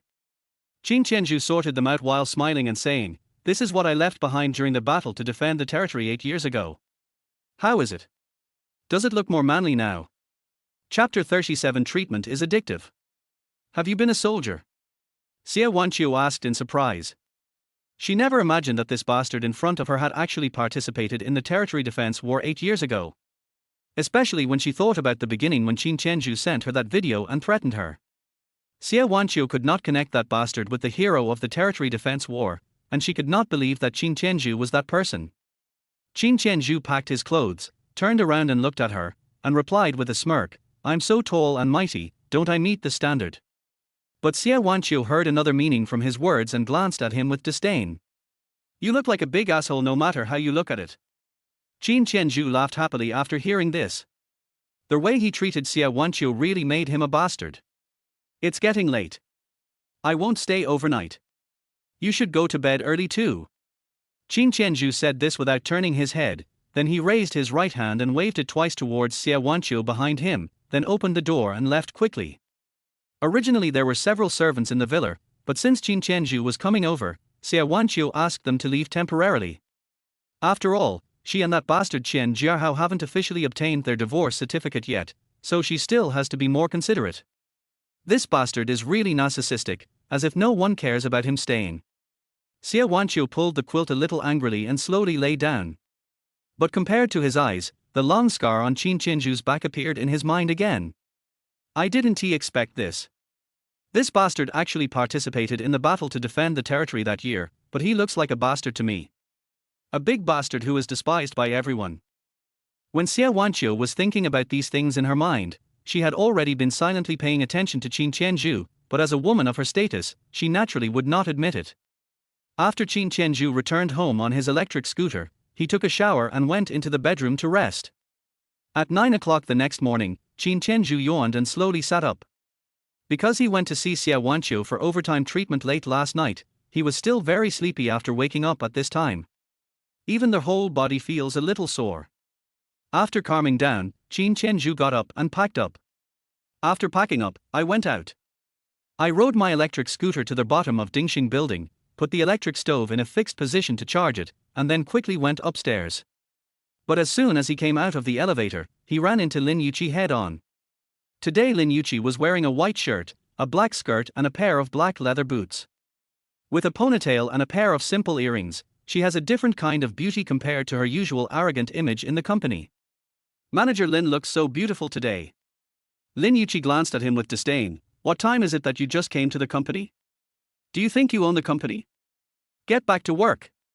After being scolded by Lin Yuqi, Qin Tianzhu had no choice but to do as she said. Qin Tianzhu knew very well that even now, Lin Yuqi, this woman, had temporarily surrendered under his threat. But in my heart, I still look down on myself. To deal with a woman like this, you have to tame her slowly. However, Qin Tianzhu is not in a hurry now. Anyway, they will meet many times in the future, and Qin Tianzhu will have plenty of opportunities to train her. Afterwards, Qin Tianzhu saw Lin Yuqi enter the elevator and leave. She must have gone out to talk to a client. After reading it, Qin Tianzhu started to busy himself with his own affairs. I was busy until 6 in the evening. I originally wanted to go home and rest, but the company arranged for me to go drink with clients, and I didn't finish until 11 in the evening. He originally didn't want to go to Xie Wanqiu's place, but Xie Wanqiu took the initiative to call him and asked him to go for treatment as soon as possible. Who makes him so dedicated? Finally, I took a taxi to Xie Wanqiu's home. After arriving outside the villa where Xie Wanqiu lived, he rang the doorbell. Soon, Xie Wanqiu came out and opened the door. Qin Tianzhu's mouth twitched slightly, and he looked at Xie Wanqiu with a smirk and said, "Good evening, President Xie. Come in." Xie Wanqiu replied indifferently, then turned and walked in. When Qin Tianzhu followed him into the bedroom, Xie Wanqiu had already laid down. It's getting late, let's start the treatment. I haven't even had a sip of water on this journey. Can you let me rest for a while before treatment? No, I feel very uncomfortable now and need treatment immediately. Qin Tianzhu approached Xie Wanqiu with a sly smile on his face and said, "It seems that you can't do without my treatment from now on. I really missed you for not treating you for a day. Ms. Xie has become more beautiful and charming after not seeing you for a day." Chapter 38: A New Way of Treatment. Shut up. Come here for treatment immediately. Xie Wanqiu looked at him coldly. This woman really doesn't know how to be gentle at all. Qin Tianzhu smiled bitterly helplessly, walked quickly to Xie Wanqiu, and began to bend down to treat her. However, this time the treatment was a little different from the previous ones. It did not involve direct treatment, but rather auxiliary work was done first. Gynecological diseases among women are very common nowadays and are not something to be ashamed of. However, this gynecological disease has a huge impact on the psychology, especially for a person like Xie Wanqiu who has congenital cold uterus. If it is not treated properly when young, it will basically be impossible to cure when you are older. It can even be said that after the age of 35, treatment becomes extremely difficult. Fortunately, Xie Wanqiu is only about 30 years old now, so there is still time for everything. In addition, she met a strong man like Qin Tianzhu. Although her treatment techniques were not very skillful, the effect of the treatment was still very obvious. But Qin Tianzhu knew very well that the brutal treatment could only improve Xie Wanqiu's condition to a certain extent, but it did not seem to have much impact on her heart. When a person is sick, the psychological impact is very important. If you are in a good mood, everything will slowly get better. So, Now we need to change the previous treatment method and start treating Xie Wanqiu from her psychological perspective. Why are you staring at me like that? Hurry up and get treatment. Xie Wanqiu felt a little uncomfortable being stared at by Qin Tianzhu. After all, their special treatment method does not allow them to keep looking into each other's eyes. When Qin Tianzhu saw Xie Wanqiu's slightly red face, he raised the corners of his mouth slightly and replied with a smirk, "Look at me and feel the beauty of all this with your heart." Neuropathy. After hearing this, Xie Wanqiu glanced at him with disgust and quickly turned her head away. After seeing this, Qin Tianzhu quickly grabbed her shoulders with both hands and turned her around again, and the two continued to look at each other. Now I am the doctor and you are the patient. Cooperating with the doctor is the most basic thing a patient should do. If you don't cooperate, then I really can't continue to treat you. Weren't you receiving good treatment before? Why can't you receive the same treatment as before after coming back from this business trip? Xie Wanqiu asked Qin Tianzhu with a frown. Qin Tianzhu continued with a smile, "The previous treatment method was too brutal, and I have just started to work as a doctor and have not yet fully integrated into it. But now, it's different. After thinking about it for the past 2 days, I feel that a qualified doctor should not only treat patients for the sake of treating them, but more importantly, he should make the patients truly accept and integrate into the treatment. Only in this way can the patients feel better and better. When the patients feel better, the effect of the treatment will naturally become more and more obvious. What do you think?" After listening to Qin Tianzhu's words, Xie Wanqiu felt that there was some truth in it. "But does this have anything to do with me staring at you?" "Of course I have. I'm so handsome. If you stare at me, you'll naturally feel better. This way you'll be more involved in the treatment. You are so narcissistic." Looking at Xie Wanqiu's disgusted expression, Qin Tianzhu laughed cheerfully. "Look at me carefully.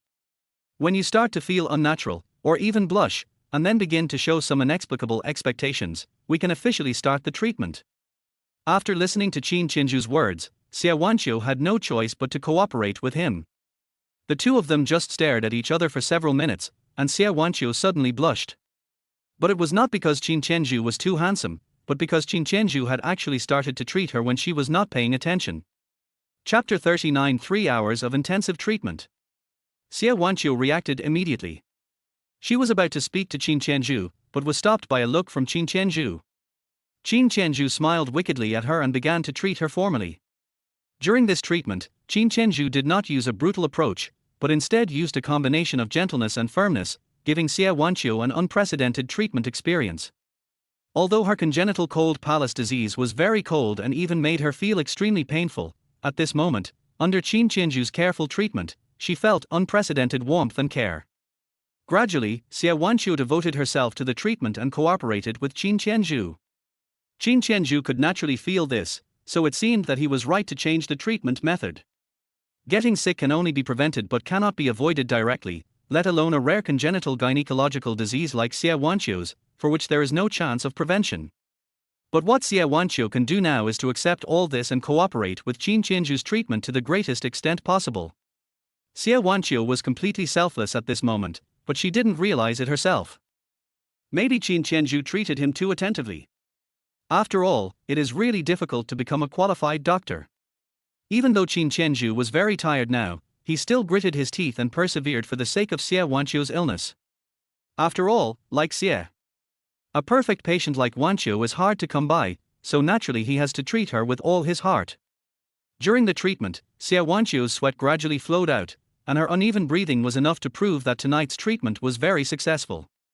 I don't know how long the treatment lasted, but after it was over, Qin Tianzhu's lips were cracked due to lack of water, he sweated a lot, and his body was naturally severely dehydrated. Neither of them spoke, just rested quietly, their heavy breathing echoing throughout the room. After a few minutes, Qin Tianzhu slowly got up, picked up his mobile phone and checked the time. It was already 3 o'clock in the morning. When he arrived at Xie Wanqiu's place, it seemed to have just passed 12 o'clock. He didn't expect that he had to treat her for almost 3 hours. No wonder she was severely dehydrated. I walked to the water dispenser and drank several cups of water from a disposable cup, and then I gradually recovered. After stretching his aching body for a while, he poured himself a glass of water and handed it to Xie Wanqiu. Drink some water. Xie Wanqiu glanced at him, took the drink and started drinking. Pour me another drink. Qin Tianzhu took it with a smile and poured another glass for Xie Wanqiu. Qin Tianzhu smiled as he watched Xie Wanqiu drink water. Asshole, what are you laughing at? Xie Wanqiu scolded him with an unhappy look on her face. Now. You are totally different from the first time I saw you in the office. At that time, you seemed very unattainable. And now? Now I feel that you are very approachable, and I think I can reach a higher level. What a bad character. Xie Wanqiu glanced at him with disdain. At this moment, their stomachs started to growl at the same time. Qin Tianzhu smiled at Xie Wanqiu and asked, "Do you have anything to eat?" "I'm very hungry." "Go check in the refrigerator yourself." "I don't usually go into the kitchen, so I don't know for sure."